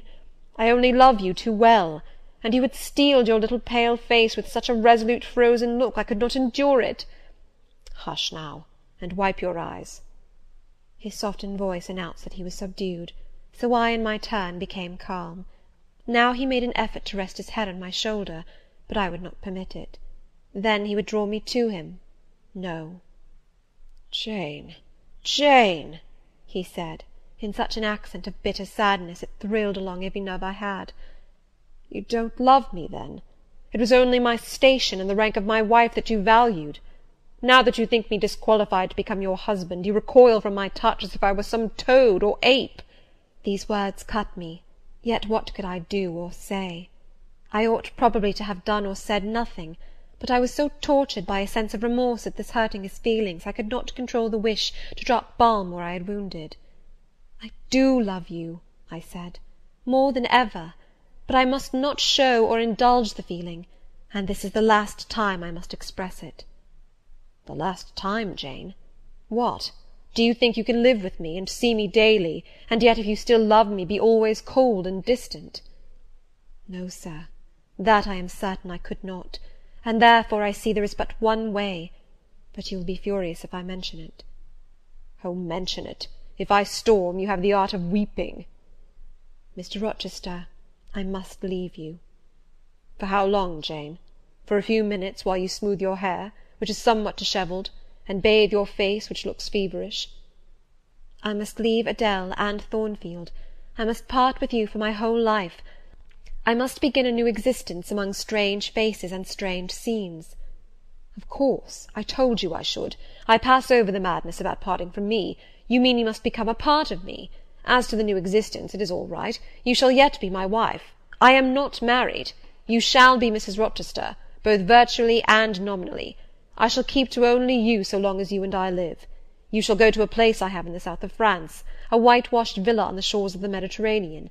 There you shall live a happy and guarded and most innocent life. Never fear that I wish to lure you into error, to make you my mistress. Why did you shake your head? Jane, you must be reasonable, or in truth I shall again become frantic." His voice and hand quivered, his large nostrils dilated, his eye blazed. Still I dared to speak. "Sir, your wife is living. That is a fact acknowledged this morning by yourself. If I lived with you as you desire, I should then be your mistress. To say otherwise is sophistical, is false." "Jane, I am not a gentle-tempered man, you forget that. I am not long-enduring, I am not cool and dispassionate. Out of pity to me and yourself, put your finger on my pulse, feel how it throbs, and beware." He bared his wrist, and offered it to me. The blood was forsaking his cheek and lips. They were growing livid. I was distressed on all hands. To agitate him thus deeply by a resistance he so abhorred was cruel. To yield was out of the question. I did what human beings do instinctively when they are driven to utter extremity, looked for aid to one higher than man. The words, "God help me," burst involuntarily from my lips. "I am a fool," cried Mr. Rochester suddenly. "I keep telling her I am not married, and do not explain to her why. I forget she knows nothing of the character of that woman, or of the circumstances attending my infernal union with her. Oh, I am certain Jane will agree with me in opinion when she knows all that I know. Just put your hand in mine, Janet, that I may have the evidence of touch as well as sight to prove you are near me, and I will in a few words show you the real state of the case. Can you listen to me?" "Yes, sir, for hours, if you will." "I ask only minutes. Jane, did you ever hear or know that I was not the eldest son of my house, that I once had a brother older than I?" "I remember Mrs. Fairfax told me so once." "And did you ever hear that my father was an avaricious, grasping man?" "I have understood something to that effect." "Well, Jane, being so, it was his resolution to keep the property together. He could not bear the idea of dividing his estate and leaving me a fair portion. All he resolved should go to my brother Rowland. Yet as little could he endure that a son of his should be a poor man. I must be provided for by a wealthy marriage. He sought me a partner betimes. Mr. Mason, a West India planter and merchant, was his old acquaintance. He was certain his possessions were real and vast. He made inquiries. Mr. Mason, he found, had a son and daughter, and learned from him that he could and would give the latter a fortune of £30,000. That sufficed. When I left college, I was sent out to Jamaica, to espouse a bride already courted for me. My father said nothing about her money, but told me Miss Mason was the boast of Spanish Town for her beauty, and this was no lie. I found her a fine woman in the style of Blanche Ingram, tall, dark, and majestic. Her family wished to secure me because I was of good race, and so did she. They showed her to me in parties, splendidly dressed. I seldom saw her alone, and had very little private conversation with her. She flattered me, and lavishly displayed for my pleasure her charms and accomplishments. All the men in her circle seemed to admire her and envy me. I was dazzled, stimulated, my senses were excited, and being ignorant, raw, and inexperienced, I thought I loved her. There is no folly so besotted that the idiotic rivalries of society, the prurience, the rashness, the blindness of youth will not hurry a man to its commission. Her relatives encouraged me, competitors piqued me, she allured me. Her marriage was achieved almost before I knew where I was. Oh, I have no respect for myself when I think of that act. An agony of inward contempt masters me. I never loved, I never esteemed, I did not even know her. I was not sure of the existence of one virtue in her nature. I had marked neither modesty, nor benevolence, nor candour, nor refinement in her mind or manners. And I married her. Gross, grovelling, mole-eyed blockhead that I was! With less sin I might have. But let me remember to whom I am speaking. My bride's mother I had never seen. I understood she was dead. The honeymoon over, I learned my mistake. She was only mad, and shut up in a lunatic asylum. There was a younger brother, too, a complete dumb idiot. The elder one, whom you have seen, and whom I cannot hate, whilst I abhor all his kindred, because he has some grains of affection in his feeble mind, shown in the continued interest he takes in his wretched sister, and also in a dog-like attachment he once bore me, will probably be the same state one day. My father and my brother Rowland knew all this, but they thought only of the 30,000 and joined in the plot against me. These were vile discoveries, but except for the treachery of concealment, I should have made them no subject of reproach to my wife, even when I found her nature wholly alien to mine, her tastes obnoxious to me, her cast of mind common, low, narrow, and singularly incapable of being led to anything higher, expanded to anything larger. When I found that I could not pass a single evening, nor even a single hour of the day with her in comfort, that kindly conversation could not be sustained between us, because whatever topic I started, immediately received from her a turn at once coarse and trite, perverse and imbecile; when I perceived that I should never have a quiet or settled household, because no servant would bear the continued outbreaks of her violent and unreasonable temper, or the vexations of her absurd, contradictory, exacting orders, even then I restrained myself. I eschewed upbraiding, I curtailed remonstrance, I tried to devour my repentance and disgust in secret, I repressed the deep antipathy I felt. Jane, I will not trouble you with abominable details. Some strong words shall express what I have to say. I lived with that woman upstairs 4 years, and before that time she had tried me indeed. Her character ripened and developed with frightful rapidity.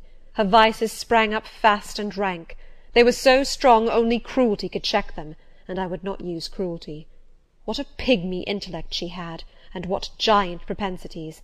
How fearful were the curses those propensities entailed on me! Bertha Mason, the true daughter of an infamous mother, dragged me through all the hideous and degrading agonies which must attend a man bound to a wife at once intemperate and unchaste.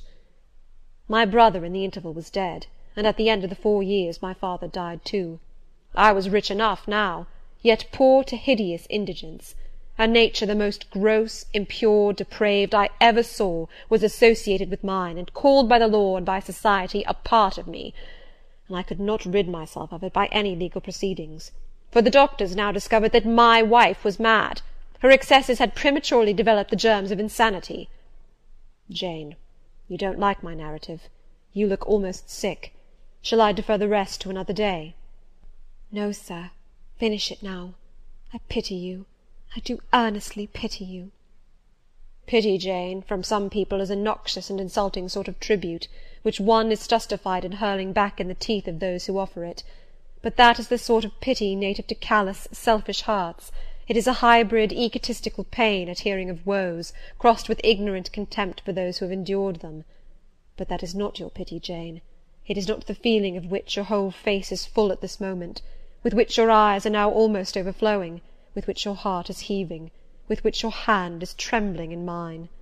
Your pity, my darling, is the suffering mother of love.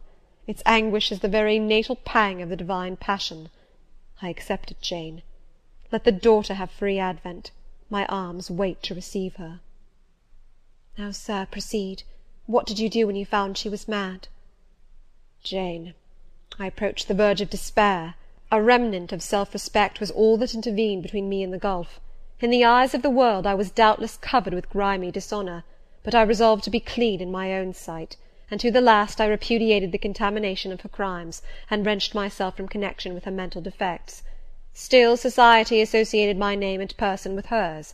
I yet saw her and heard her daily. Something of her breath, faugh, mixed with the air I breathed, and besides I remembered I had once been her husband. That recollection was then, and is now, inexpressibly odious to me. Moreover, I knew that while she lived I could never be the husband of another and better wife, and though 5 years my senior, her family and her father had lied to me even in the particular of her age, she was likely to live as long as I, being as robust in frame as she was infirm in mind. Thus, at the age of 26, I was hopeless. One night I had been awakened by her yells. Since the medical men had pronounced her mad, she had of course been shut up. It was a fiery West Indian night, one of the description that frequently precedes the hurricanes of those climates. Being unable to sleep in bed, I got up and opened the window. The air was like sulphur steams. I could find no refreshment anywhere. Mosquitoes came buzzing in and hummed sullenly round the room.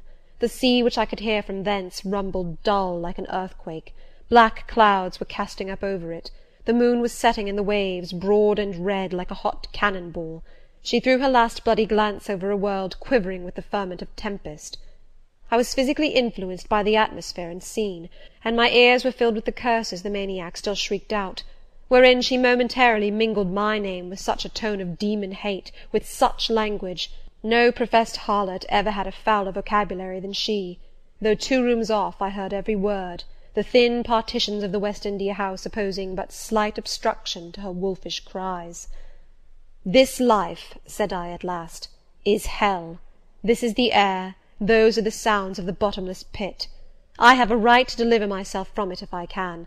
The sufferings of this mortal state will leave me with the heavy flesh that now cumbers my soul. Of the fanatic's burning eternity I have no fear. There is not a future state worse than this present one. Let me break away, and go home to God." I said this whilst I knelt down at and unlocked a trunk which contained a brace of loaded pistols. I meant to shoot myself. I only entertained the intention for a moment, for, not being insane, the crisis of exquisite and unalloyed despair, which had originated the wish and design of self-destruction, was past in a second. A wind fresh from Europe blew over the ocean and rushed through the open casement. The storm broke, streamed, thundered, blazed, and the air grew pure. I then framed and fixed a resolution. While I walked under the dripping orange trees of my wet garden, and amongst its drenched pomegranates and pineapples, and while the refulgent dawn of the tropics kindled round me, I reasoned thus, Jane, and now listen, for it was true wisdom that consoled me in that hour, and showed me the right path to follow. The sweet wind from Europe was still whispering in the refreshed leaves, and the Atlantic was thundering in glorious liberty. My heart, dried up and scorched for a long time, swelled to the tone, and filled with living blood. My being longed for renewal, my soul thirsted for a pure draught. I saw hope revive, and felt regeneration possible. From a flowery arch at the bottom of my garden I gazed over the sea, bluer than the sky. The old world was beyond, clear prospects opened thus. "Go," said Hope, "and live again in Europe. There it is not known what a sullied name you bear, nor what a filthy burden is bound to you. You may take the maniac with you to England. Confine her with due attendance and precautions at Thornfield. Then travel yourself to what clime you will, and form what new tie you like. That woman who has so abused your long suffering, so sullied your name, so outraged your honour, so blighted your youth, is not your wife, nor are you her husband. See that she is cared for as her condition demands, and you have done all that God and humanity require of you. Let her identity, her connection with yourself, be buried in oblivion. You are bound to impart them to no living being. Place her in safety and comfort, shelter her degradation with secrecy, and leave her." I acted precisely on this suggestion. My father and brother had not made my marriage known to their acquaintance, because in the very first letter I wrote to apprise them of the union, having already begun to experience extreme disgust of its consequences, and from the family character and constitution, seeing a hideous future opening to me, I added an urgent charge to keep it secret. And very soon the infamous conduct of the wife my father had selected for me was such as to make him blush to own her as his daughter-in-law. Far from desiring to publish the connection, he became as anxious to conceal it as myself. To England, then, I conveyed her. A fearful voyage I had, with such a monster in the vessel. Glad was I when I at last got her to Thornfield, and saw her safely lodged in that 3rd-story room, of whose secret inner cabinet she has now for 10 years made a wild beast's den, a goblin's cell. I had some trouble in finding an attendant for her, as it was necessary to select one on whose fidelity dependence could be placed, for her ravings would inevitably betray my secret. Besides, she had lucid intervals of days, sometimes weeks, which she filled up with abuse of me. At last I hired Grace Poole from the Grimsby retreat. She and the surgeon, Carter, who dressed Mason's wounds that night he was stabbed and worried, are the only 2 I have ever admitted to my confidence. Mrs. Fairfax may indeed have suspected something, but she could have gained no precise knowledge as to facts. Grace has, on the whole, proved a good keeper, though owing partly to a fault of her own, of which it appears nothing can cure her, and which is incident to her harassing profession, her vigilance has been more than once lulled and baffled. The lunatic is both cunning and malignant. She has never failed to take advantage of her guardian's temporary lapses, once to secrete the knife with which she stabbed her brother, and twice to possess herself of the key of her cell, and issue therefrom in the night-time. On the first of these occasions she perpetrated the attempt to burn me in my bed. On the second she paid that ghastly visit to you. I thank Providence, who watched over you, that she then spent her fury on your wedding apparel, which perhaps brought back vague reminiscences of her own bridal days. But on what might have happened I cannot endure to reflect. When I think of the thing which flew at my throat this morning, hanging its black and scarlet visage over the nest of my dove, my blood curdles." "And what, sir," I asked, while he paused, "did you do when you had settled her here? Where did you go?" "What did I do, Jane? I transformed myself into a will-o'-the-wisp. Where did I go? I pursued wanderings as wild as those of the March spirit. I sought the continent, and went devious through all its lands. My fixed desire was to seek and find a good and intelligent woman whom I could love, a contrast to the fury I left at Thornfield." "But you could not marry, sir." "I had determined and was convinced that I could and ought. It was not my original intention to deceive as I have deceived you. I meant to tell my tale plainly, and make my proposals openly, and it appeared to me so absolutely rational that I should be considered free to love and be loved, I never doubted some woman might be found willing and able to understand my case, and accept me in spite of the curse with which I was burdened." "Well, sir?" "When you are inquisitive, Jane, you always make me smile. You open your eyes like an eager bird, and make every now and then a restless movement, as if answers in speech did not flow fast enough for you, and you wanted to read the tablet of one's heart. But before I go on, tell me what you mean by your 'well, sir.' It is a small phrase very frequent with you, and which many a time has drawn me on and on through interminable talk. I don't very well know why." "I mean, what next? How did you proceed? What came of such an event?" "Precisely. And what do you wish to know now?" "Whether you found any one you liked, whether you asked her to marry you, and what she said." "I can tell you whether I found any one I liked, and whether I asked her to marry me, but what she said is yet to be recorded in the book of fate. For 10 long years I roved about, living first in one capital, then another, sometimes in St. Petersburg, oftener in Paris, occasionally in Rome, Naples, Florence. Provided with plenty of money and the passport of an old name, I could choose my own society. No circles were closed against me. I sought my ideal of a woman amongst English ladies, French countesses, Italian signoras, and German Grafinnen. I could not find her.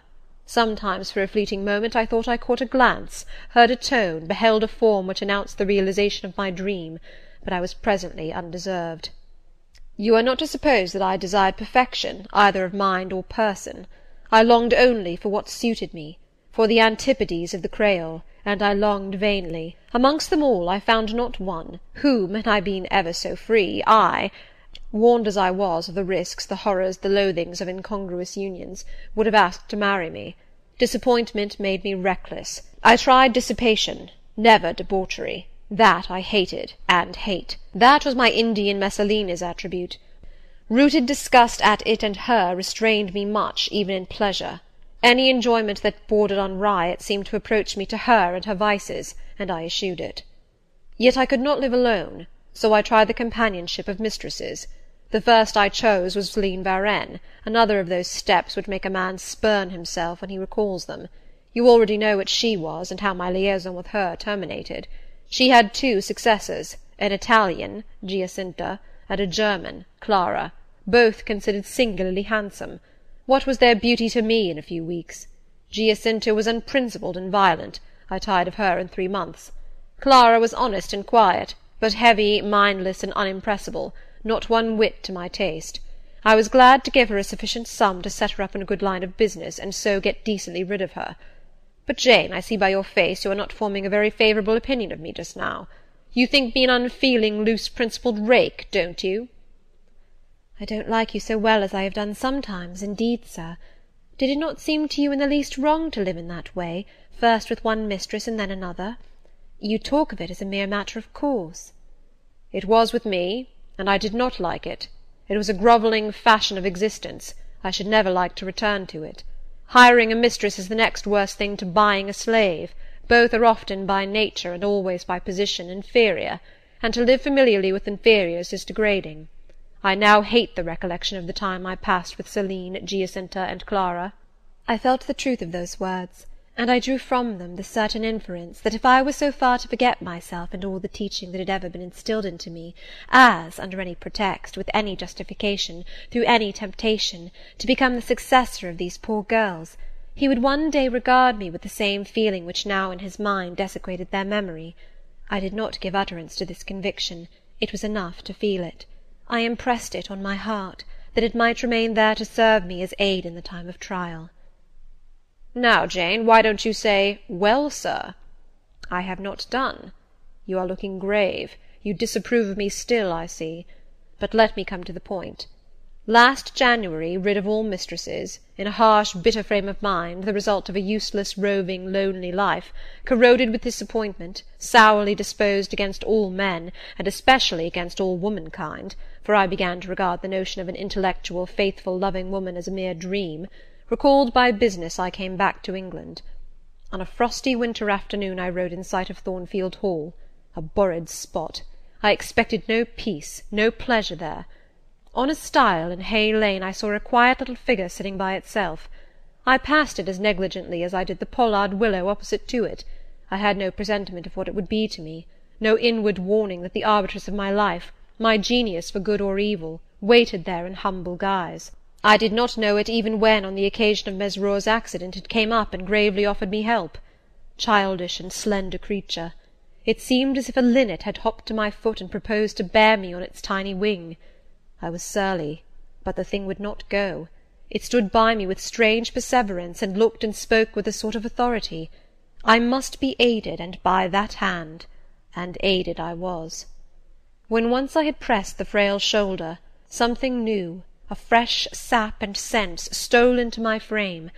It was well I had learnt that this elf must return to me, that it belonged to my house down below, or I could not have felt it pass away from under my hand, and seen it vanish behind the dim hedge without singular regret. I heard you come home that night, Jane, though probably you were not aware that I thought of you or watched for you. The next day I observed you, myself unseen, for half an hour while you played with Adele in the gallery. It was a snowy day, I recollect, and you could not go out of doors. I was in my room. The door was ajar. I could both listen and watch. Adele claimed your outward attention for a while, yet I fancied your thoughts were elsewhere. But you were very patient with her, my little Jane. You talked to her and amused her a long time. When at last she left you, you lapsed at once into deep reverie.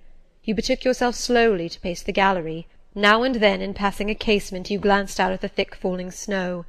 You listened to the sobbing wind, and again you paced gently on and dreamed. I think those day visions were not dark. There is a pleasurable illumination in your eye occasionally, a soft excitement in your aspect, which told of no bitter, bilious, hypochondriac brooding. Your look revealed rather the sweet musings of youth when its spirit follows on willing wings the flight of hope, up and on to an ideal heaven. The voice of Mrs. Fairfax, speaking to a servant in the hall, wakened you. And how curiously you smiled to and at yourself, Janet! There was much sense in your smile. It was very shrewd, and seemed to make light of your own abstraction. It seemed to say, my fine visions are all very well, but I must not forget they are absolutely unreal. I have a rosy sky and green flowery Eden in my brain, but without, I am perfectly aware, lies at my feet a rough tract to travel, and around me gather black tempests to encounter.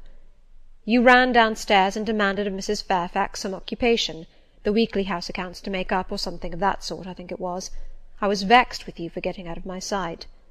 Impatiently I waited for evening, when I might summon you to my presence. An unusual, to me, a perfectly new character, I suspected was yours. I desired to search it deeper and know it better.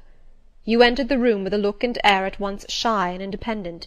You were quaintly dressed, much as you are now. I made you talk. Ere long I found you full of strange contrasts.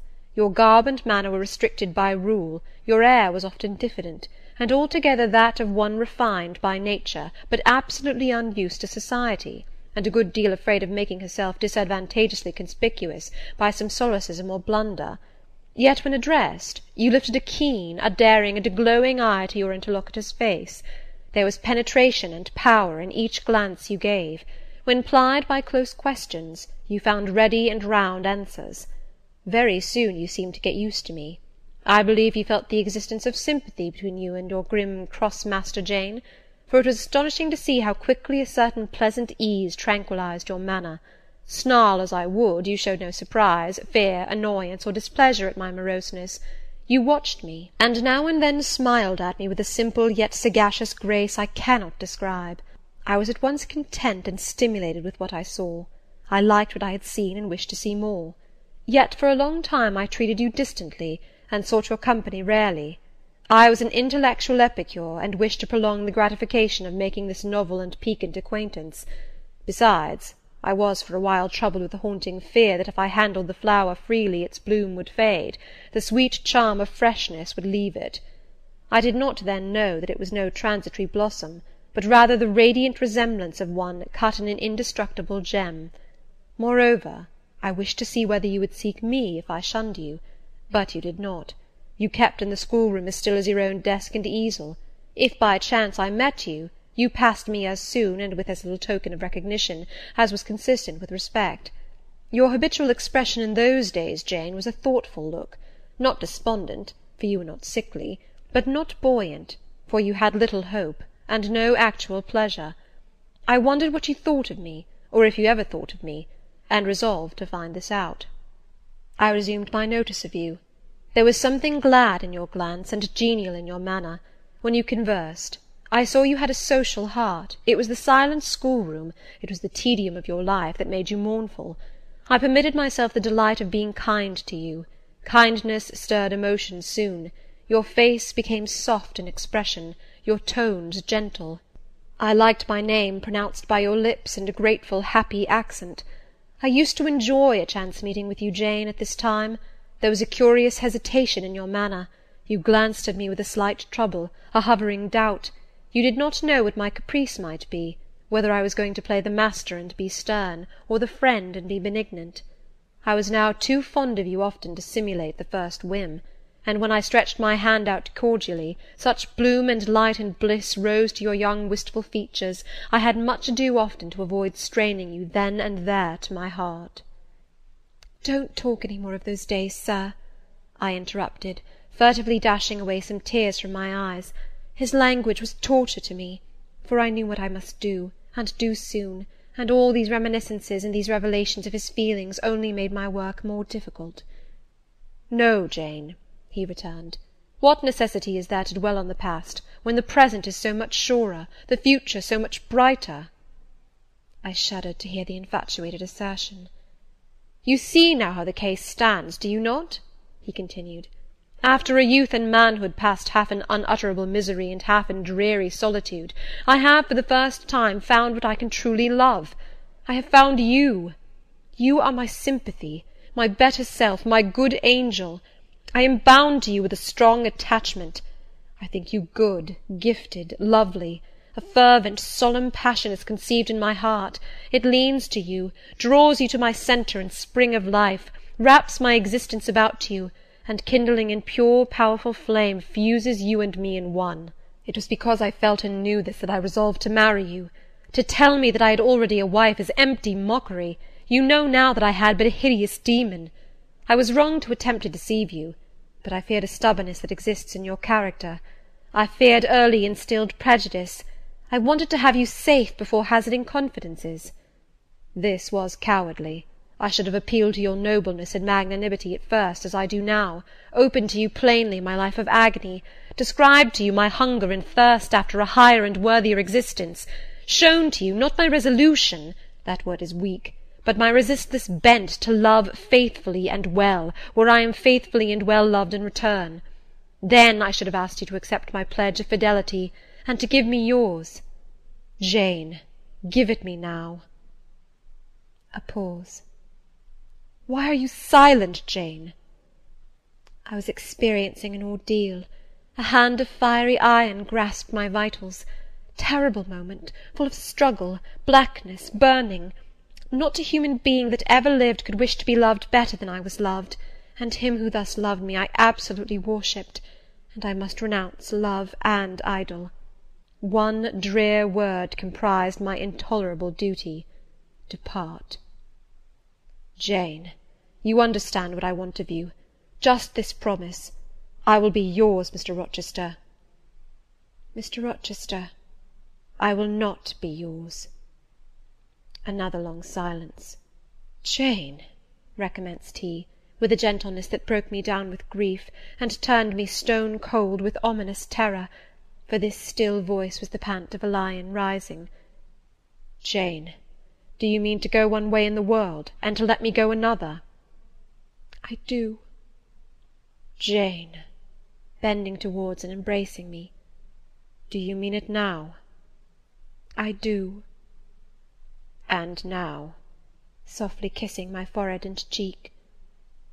"I do," extricating myself from restraint rapidly and completely. "Oh, Jane, this is bitter! This is wicked! It would be wicked not to love me." "It would to obey you." A wild look raised his brows, crossed his features. He rose, but he forbore yet. I laid my hand on the back of a chair for support. I shook, I feared, but I resolved.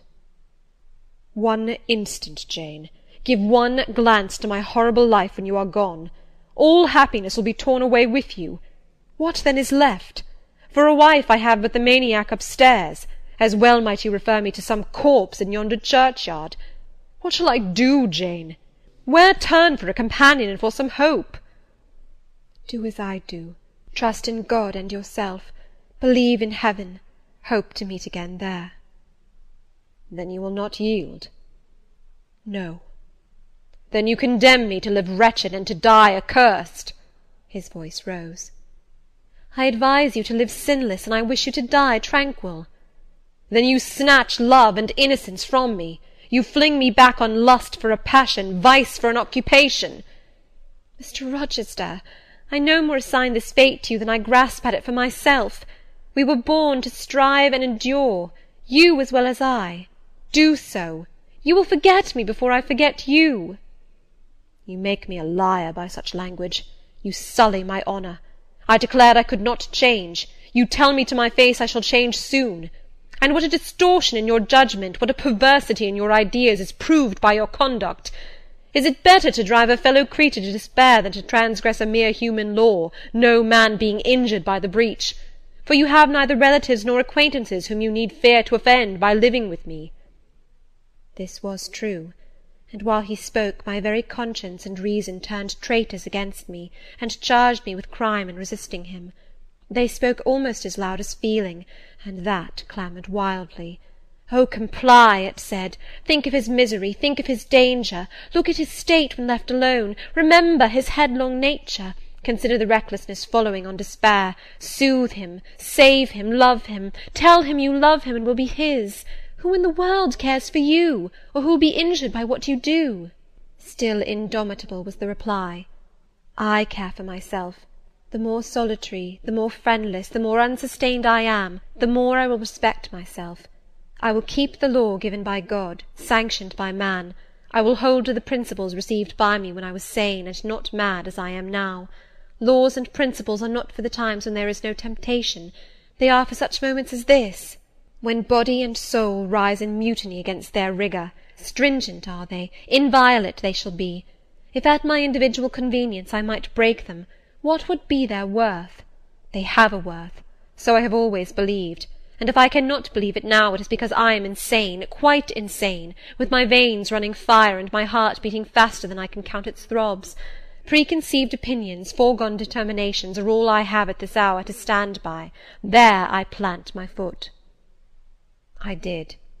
Mr. Rochester, reading my countenance, saw I had done so. His fury was wrought to the highest. He must yield to it for a moment, whatever followed. He crossed the floor and seized my arm and grasped my waist. He seemed to devour me with his flaming glance. Physically, I felt at that moment powerless as stubble exposed to the draught and glow of a furnace. Mentally, I still possessed my soul, and with it the certainty of ultimate safety. The soul, fortunately, has an interpreter, often an unconscious, but still a truthful interpreter, in the eye. My eye rose to his, and while I looked in his fierce face, I gave an involuntary sigh. His grip was painful, and my overtaxed strength almost exhausted. "Never," said he, as he ground his teeth, "never was anything at once so frail and so indomitable. A mere reed she feels in my hand," and he shook me with the force of his hold. "I could bend her with my finger and thumb. And what good would it do if I bent, if I uptore, if I crushed her? Consider that eye. Consider the resolute, wild, free thing looking out of it, defying me with more than courage, with a stern triumph. Whatever I do with its cage, I cannot get at it, the savage, beautiful creature. If I tear, if I rend the slight prison, my outrage will only let the captive loose. Conqueror I might be of the house, but the inmate would escape to heaven before I could call myself possessor of its clay dwelling-place. And it is you, spirit, with will and energy and virtue and purity, that I want, not alone your brittle frame. Of yourself you could come with soft flight and nestle against my heart, if you would. Seized against your will, you will elude the grasp like an essence. You will vanish ere I inhale your fragrance. Oh, Jane! Oh, come, Jane, come!" As he said this, he released me from his clutch, and only looked at me. The look was far worse to resist than the frantic strain. Only an idiot, however, would have succumbed now. I had dared and baffled his fury. I must elude his sorrow. I retired to the door. "You are going, Jane?" "I am going, sir." "You are leaving me?" "Yes." "You will not come? You will not be my comforter, my rescuer? My deep love, my wild woe, my frantic prayer, all are nothing to you?" What unutterable pathos was in his voice! How hard it was to reiterate firmly, "I am going." "Jane." "Mr. Rochester." "Withdraw, then. I consent. But remember, you leave me here in anguish. Go up to your own room. Think over all I have said, and, Jane, cast a glance on my sufferings. Think of me." He turned away. He threw himself on his face on the sofa. "Oh, Jane, my hope, my love, my life!" broke in anguish from his lips. Then came a deep, strong sob. I had already gained the door, but, reader, I walked back as determinedly as I had retreated. I knelt down by him. I turned his face from the cushion to me. I kissed his cheek. I smoothed his hair with my hand. "God bless you, my dear master," I said. "God keep you from harm and wrong, direct you, solace you, reward you well for your past kindness to me." "Little Jane's love would have been my best reward," he answered. "Without it, my heart is broken. But Jane will give me her love, yes, nobly, generously." Up the blood rushed to his face, forth flashed the fire from his eyes, erect he sprang, he held his arms out, but I evaded the embrace, and at once quitted the room. "Farewell," was the cry of my heart as I left him. Despair added, "Farewell for ever." That night I never thought to sleep, but a slumber fell on me as soon as I lay down in bed. I was transported in thought to the scenes of childhood.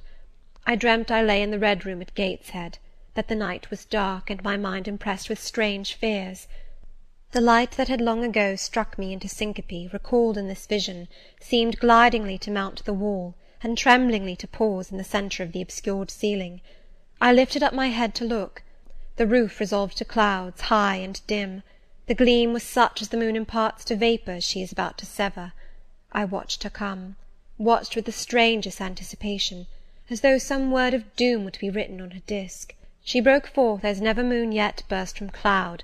A hand first penetrated the sable folds and waved them away. Then, not a moon, but a white human form shone in the azure, inclining a glorious brow earthward.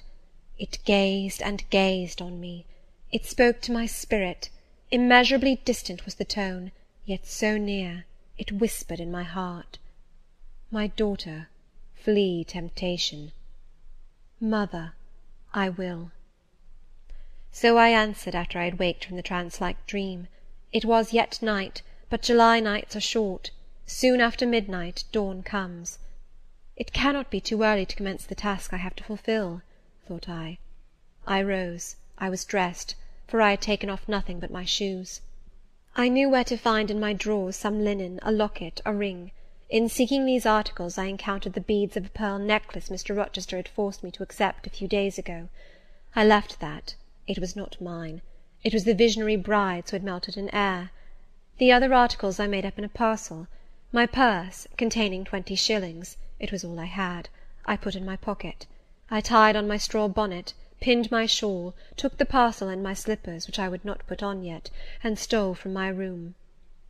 "Farewell, kind Mrs. Fairfax," I whispered as I glided past her door. "Farewell, my darling Adele," I said as I glanced toward the nursery. No thought could be admitted of entering to embrace her. I had to deceive a fine ear; for aught I knew, it might now be listening. I would have got past Mr. Rochester's chamber without a pause, but my heart momentarily stopping its beat at that threshold, my foot was forced to stop also. No sleep was there. The inmate was walking restlessly from wall to wall, and again he sighed while I listened. There was a heaven, a temporary heaven, in this room for me, if I chose. I had but to go in, and to say, "Mr. Rochester, I will love you and live with you through life till death," and a fount of rapture would spring to my lips. I thought of this. The kind master who could not sleep now was waiting with impatience for day. He would send for me in the morning. I should be gone. He would have me sought for, vainly.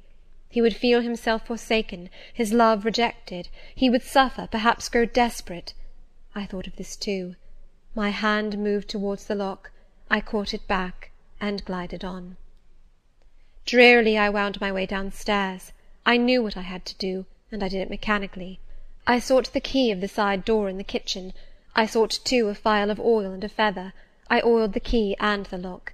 I got some water, I got some bread, for perhaps I should have to walk far, and my strength, sorely shaken of late, must not break down. All this I did without one sound. I opened the door, passed out, shut it softly.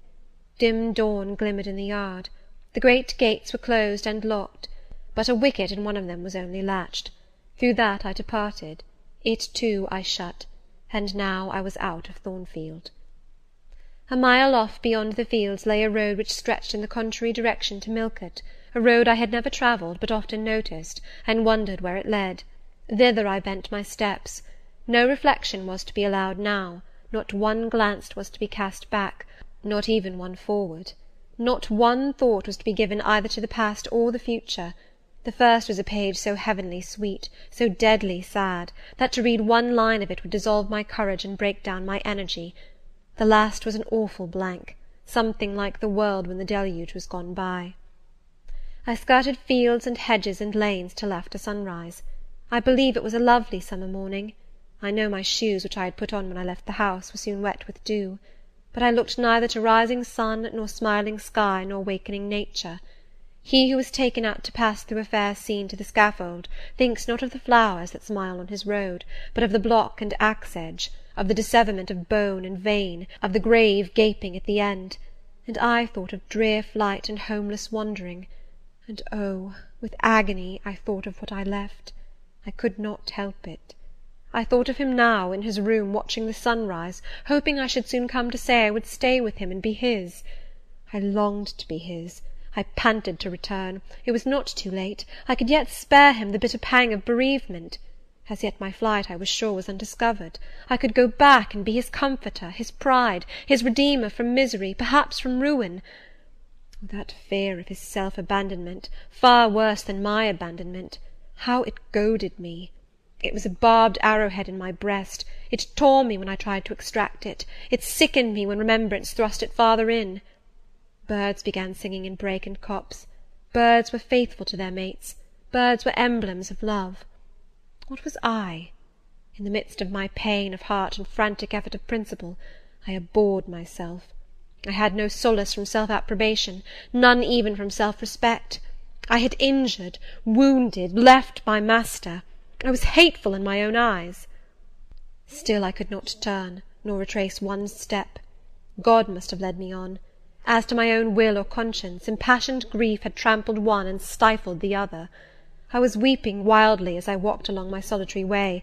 Fast, fast I went, like one delirious. A weakness, beginning inwardly, extending to the limbs, seized me, and I fell. I lay on the ground some minutes, pressing my face to the wet turf. I had some fear, or hope, that here I should die, but I was soon up, crawling forwards on my hands and knees, and then again raised to my feet, as eager and as determined as ever to reach the road. When I got there, I was forced to sit to rest me under a hedge, and while I sat, I heard wheels and saw a coach come on. I stood up and lifted my hand. It stopped. I asked where it was going. The driver named a place a long way off, where I was sure Mr. Rochester had no connections. I asked for what sum he would take me there. He said 30 shillings. I answered I had but 20. Well, he would try to make it do. He further gave me leave to get into the inside, as the vehicle was empty. I entered, was shut in, and it rolled on its way. Gentle reader, may you never feel what I then felt. May your eyes never shed such stormy, scalding, heart-wrung tears as poured from mine. May you never appeal to heaven in prayers so hopeless and so agonized as in that hour left my lips. For never may you, like me, dread to be the instrument of evil to what you wholly love. End of chapter 27. Jane Eyre, by Charlotte Bronte. Chapter 28. 2 days are past. It is a summer evening. The coachman has set me down at a place called Whitcross. He could take me no farther for the sum I had given, and I was not possessed of another shilling in the world. The coach is a mile off by this time. I am alone. At this moment I discover that I forgot to take my parcel out of the pocket of the coach, where I had placed it for safety. There it remains, there it must remain, and now I am absolutely destitute. Whitcross is no town, nor even a hamlet. It is but a stone pillar set up where 4 roads meet, whitewashed, I suppose, to be more obvious at a distance and in darkness. 4 arms spring from its summit. The nearest town to which these point is, according to the inscription, distant 10 miles, the farthest above 20. From the well-known names of these towns I learn in what county I have lighted. A North Midland shire, dusk with moorland, ridged with mountain. This I see. There are great moors behind and on each hand of me. There are waves of mountains far beyond that deep valley at my feet. The population here must be thin, and I see no passengers on these roads. They stretch out east, west, north, and south, white, broad, lonely. They are all cut in the moor, and the heather grows deep and wild to their very verge. Yet a chance traveller might pass by, and I wish no eye to see me now. Strangers would wonder what I am doing, lingering here at the sign-post, evidently objectless and lost. I might be questioned. I could give no answer but what would sound incredible and excite suspicion. Not a tie holds me to human society at this moment. Not a charm or hope calls me where my fellow creatures are. None that saw me would have a kind thought or a good wish for me. I have no relative but the universal mother, Nature. I will seek her breast, and ask repose. I struck straight into the heath. I held on to a hollow I saw deeply furrowing the brown moor-side. I waded knee-deep in its dark growth. I turned with its turnings, and finding a moss-blackened granite crag in a hidden angle, I sat down under it. High banks of moor were about me. The crag protected my head. The sky was over that. Some time passed before I felt tranquil even here. I had a vague dread that wild cattle might be near, or that some sportsman or poacher might discover me. If a gust of wind swept the waste, I looked up, fearing it was the rush of a bull. If a plover whistled, I imagined it a man. Finding my apprehensions unfounded, however, and calmed by the deep silence that reigned as evening declined at nightfall, I took confidence.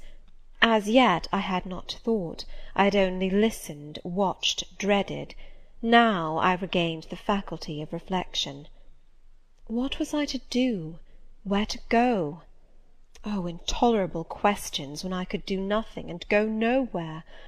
When a long way must yet be measured by my weary trembling limbs before I could reach human habitation, when cold charity must be entreated before I could get a lodging, reluctant sympathy importuned, almost certain repulse incurred, before my tale could be listened to, or one of my wants relieved.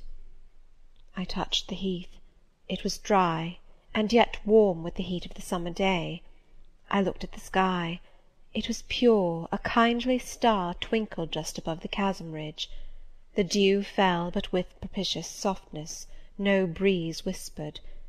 Nature seemed to me benign and good. I thought she loved me, outcast as I was, and I, who from man could anticipate only mistrust, rejection, insult, clung to her with filial fondness. To-night, at least, I would be her guest, as I was her child. My mother would lodge me without money and without price. I had one morsel of bread yet, the remnant of a roll I had bought in a town we passed through at noon with a stray penny, my last coin. I saw ripe bilberries gleaming here and there, like jet beads in the heath. I gathered a handful, and ate them with the bread. My hunger, sharp before, was, if not satisfied, appeased by this hermit's meal. I said my evening prayers at its conclusion, and then chose my couch. Beside the crag the heath was very deep. When I lay down, my feet were buried in it. Rising high on each side, it left only a narrow space for the night air to invade. I folded my shawl double, and spread it over me for a coverlet. A low mossy swell was my pillow. Thus lodged, I was not, at least, at the commencement of the night, cold. My rest might have been blissful enough, only a sad heart broke it. It plained of its gaping wounds, its inward bleeding, its riven cords. It trembled for Mr. Rochester and his doom. It bemoaned him with bitter pity. It demanded him with ceaseless longing, and, impotent as a bird with both wings broken, it still quivered its shattered pinions in vain attempts to seek him. Worn out with this torture of thought, I rose to my knees. Night was come, and her planets were risen, a safe, still night, too serene for the companionship of fear.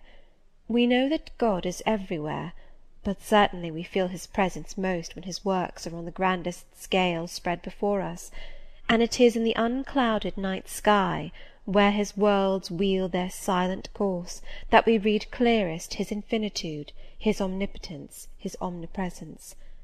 I had risen to my knees to pray for Mr. Rochester. Looking up, I, with tear-dimmed eyes, saw the mighty Milky Way. Remembering what it was, what countless systems there swept space like a soft trace of light, I felt the might and strength of God.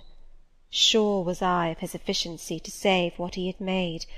Convinced I grew that neither earth should perish, nor one of the souls it treasured. I turned my prayer to thanksgiving. The source of life was also the Saviour of spirits. Mr. Rochester was safe. He was God's, and by God would he be guarded. I again nestled to the breast of the hill, and ere long in sleep forgot sorrow. But next day want came to me pale and bare. Long after the little birds had left their nests, long after bees had come in the sweet prime of day to gather the heath honey before the dew was dried, when the long morning shadows were curtailed, and the sun filled earth and sky, I got up, and I looked round me. What a still, hot, perfect day! What a golden desert this spreading moor! Everywhere sunshine. I wished I could live in it and on it. I saw a lizard run over the crag. I saw a bee busy among the sweet bilberries. I would fain at the moment have become bee or lizard, that I might have found fitting nutriment, permanent shelter here. But I was a human being, and had a human being's wants. I must not linger where there was nothing to supply them. I rose. I looked back at the bed I had left. Hopeless of the future, I wished but this, that my Maker had that night thought good to require my soul of me while I slept, and that this weary frame, absolved by death from further conflict with fate, had now but to decay quietly, and mingle in peace with the soil of this wilderness. Life, however, was yet in my possession, with all its requirements and pains and responsibilities. The burden must be carried, the want provided for, the suffering endured, the responsibility fulfilled. I set out. Whitcross regained, I followed a road which led from the sun, now fervent and high. By no other circumstance had I will to decide my choice. I walked a long time, and when I thought I had nearly done enough, and might conscientiously yield to the fatigue that had almost overpowered me, might relax this forced action, and sitting down on a stone I saw near, submit resistlessly to the apathy that clogged heart and limb, I heard a bell chime, a church bell.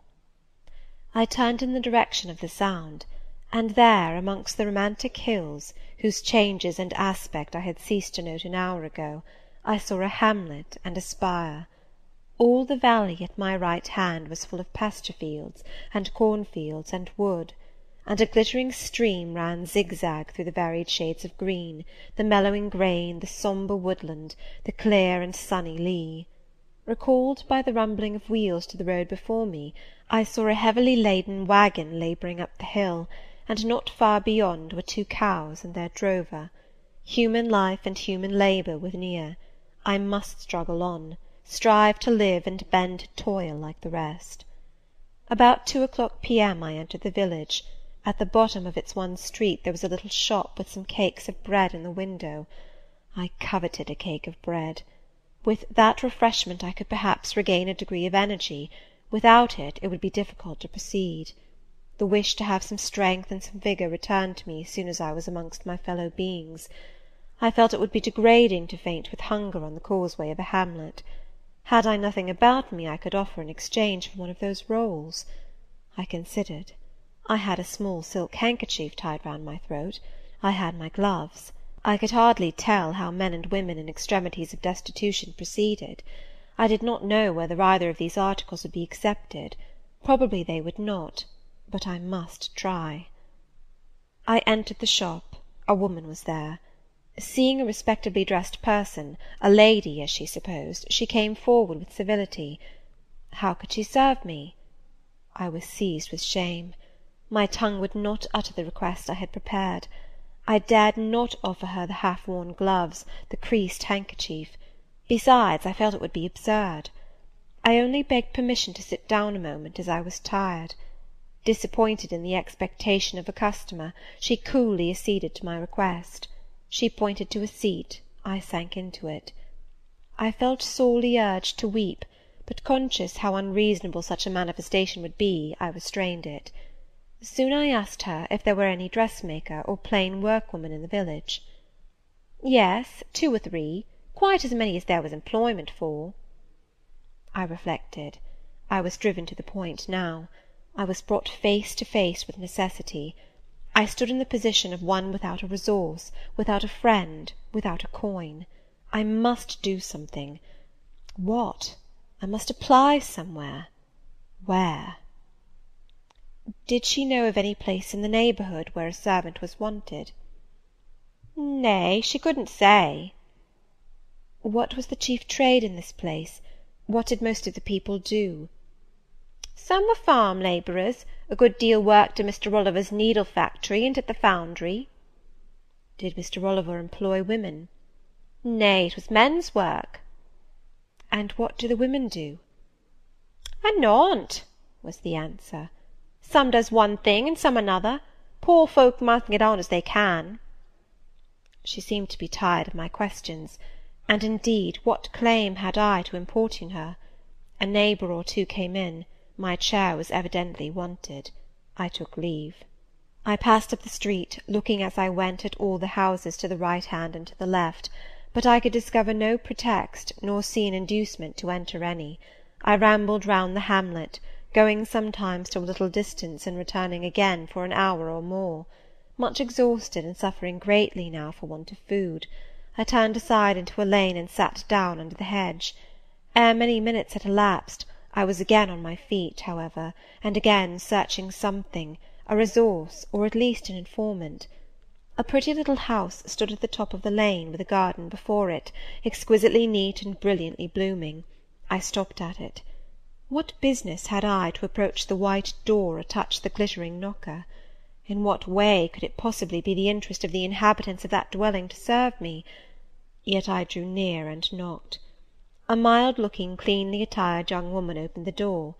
In such a voice as might be expected from a hopeless heart and fainting frame, a voice wretchedly low and faltering, I asked if a servant was wanted here. No, said she. We do not keep a servant. Can you tell me where I could get employment of any kind? I continued. I am a stranger without acquaintance in this place. I want some work, no matter what. But it was not her business to think for me, or to seek a place for me. Besides, in her eyes, how doubtful must have appeared my character, position, tale!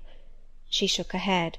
She was sorry she could give me no information, and the white door closed, quite gently and civilly, but it shut me out. If she had held it open a little longer, I believe I should have begged a piece of bread, for I was now brought low. I could not bear to return to the sordid village, where, besides, no prospect of aid was visible. I should have longed rather to deviate to a wood I saw not far off, which appeared in its thick shade to offer inviting shelter, but I was so sick, so weak, so gnawed with nature's cravings, instinct kept me roaming round abodes where there was a chance of food. Solitude would be no solitude, rest no rest, while the vulture, hunger, thus sank beak and talons in my side. I drew near houses. I left them, and came back again, and again I wandered away, always repelled by the consciousness of having no claim to ask, no right to expect interest in my isolated lot. Meantime the afternoon advanced, while I thus wandered about like a lost and starving dog. In crossing a field I saw the church spire before me. I hastened towards it. Near the churchyard, and in the middle of a garden, stood a well-built though small house, which I had no doubt was the parsonage. I remembered that strangers who arrive at a place where they have no friends, and who want employment, sometimes apply to the clergyman for introduction and aid. It is the clergyman's function to help, at least with advice, those who wish to help themselves. I seemed to have something like a right to seek counsel here. Renewing then my courage, and gathering my feeble remains of strength, I pushed on. I reached the house, and knocked at the kitchen door. An old woman opened. I asked, was this the parsonage? Yes. Was the clergyman in? No. Would he be in soon? No, he was gone from home. To a distance? Not so far, happen 3 mile. He had been called away by the sudden death of his father. He was at Marsh End now, and would very likely stay there a fortnight longer. Was there any lady of the house? Nay, there was naught but her, and she was housekeeper. And of her, reader, I could not bear to ask the relief for want of which I was sinking. I could not yet beg, and again I crawled away. Once more I took off my handkerchief. Once more I thought of the cakes of bread in the little shop. Oh, for but a crust, for but one mouthful to allay the pang of famine! Instinctively I turned my face again to the village. I found the shop again, and I went in, and though others were there besides the woman, I ventured the request, would she give me a roll for this handkerchief? She looked at me with evident suspicion. Nay, she never sold stuff that way. Almost desperate, I asked for half a cake. She again refused. How could she tell where I had got the handkerchief? She said. Would she take my gloves? No, what could she do with them? Reader, it is not pleasant to dwell on these details. Some say there is enjoyment in looking back to painful experience past, but at this day I can scarcely bear to review the times to which I allude. The moral degradation, blent with the physical suffering, form too distressing a recollection ever to be willingly dwelt on. I blamed none of those who repulsed me. I felt it was what was to be expected, and what could not be helped. An ordinary beggar is frequently an object of suspicion, a well-dressed beggar inevitably so. To be sure, what I begged was employment, but whose business was it to provide me with employment? Not certainly that of persons who saw me then for the first time, and who knew nothing about my character. And as to the woman who would not take my handkerchief in exchange for her bread, why, she was right, if the offer appeared to her sinister, or the exchange unprofitable. Let me condense now. I am sick of the subject. A little before dark I passed a farmhouse, at the open door of which the farmer was sitting, eating his supper of bread and cheese. I stopped and said, "Will you give me a piece of bread? For I am very hungry." He cast on me a glance of surprise, but without answering he cut a thick slice from his loaf and gave it to me. I imagine he did not think I was a beggar, but only an eccentric sort of lady who had taken a fancy to his brown loaf. As soon as I was out of sight of his house, I sat down and ate it. I could not hope to get a lodging under a roof, and sought it in the wood I have before alluded to. But my night was wretched, my rest broken. The ground was damp, the air cold. Besides, intruders passed near me more than once, and I had again and again to change my quarters. No sense of safety or tranquillity befriended me. Towards morning it rained.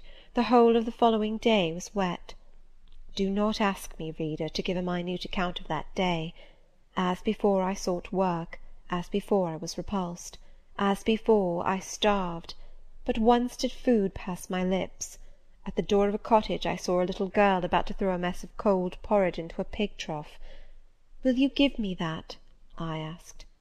She stared at me. "Mother," she exclaimed, "there is a woman wants me to give her this porridge." "Well, lass," replied a voice within, "give it her if she's a beggar. T' pig don't want it." The girl emptied the stiffened mould into my hand, and I devoured it ravenously. As the wet twilight deepened, I stopped in a solitary bridle path which I had been pursuing an hour or more. "My strength is quite failing me," I said in a soliloquy. "I feel I cannot go much farther. Shall I be an outcast again this night? While the rain descends so, must I lay my head on the cold drenched ground? I fear I cannot do otherwise, for who will receive me? But it will be very dreadful, with this feeling of hunger, faintness, chill, and this sense of desolation, this total prostration of hope. In all likelihood, though, I should die before morning. And why cannot I reconcile myself to the prospect of death? Why do I struggle to retain a valueless life? Because I know, or believe, Mr. Rochester is living, and then to die of want and cold is a fate to which nature cannot submit passively. O Providence, sustain me a little longer, aid, direct me." My glazed eye wandered over the dim and misty landscape. I saw I had strayed far from the village. It was quite out of sight. The very cultivation surrounding it had disappeared. I had, by crossways and by-paths, once more drawn near the tract of moorland, and now only a few fields, almost as wild and unproductive as the heath from which they were scarcely reclaimed, lay between me and the dusky hill. Well, I would rather die yonder than in a street or a frequented road, I reflected, and far better that crows and ravens, if any ravens there be in these regions, should pick my flesh from my bones, than that they should be prisoned in a workhouse coffin, and moulder in a pauper's grave. To the hill then I turned. I reached it. It remained now only to find a hollow where I could lie down, and feel at least hidden, if not secure. But all the surface of the waste looked level. It showed no variation but of tint, green where rush and moss overgrew the marshes, black where the dry soil bore only heath. Dark as it was getting, I could still see these changes, though but as mere alternations of light and shade, for colour had faded with the daylight. My eye still roved over the sullen swell and along the moor-edge, vanishing amidst the wildest scenery, when at one dim point, far in among the marshes and the ridges, a light sprang up. "That is an ignis fatuus," was my first thought, and I expected it would soon vanish. It burnt on, however, quite steadily, neither receding nor advancing. "Is it then a bonfire just kindled?" I questioned. I watched to see whether it would spread, but no, as it did not diminish, so it did not enlarge. It may be a candle in a house, I then conjectured, but if so, I can never reach it. It is much too far away, and were it within a yard of me, what would it avail? I should but knock at the door to have it shut in my face. And I sank down where I stood, and hid my face against the ground. I lay still a while. The night wind swept over the hill and over me, and died moaning in the distance. The rain fell fast, wetting me afresh to the skin.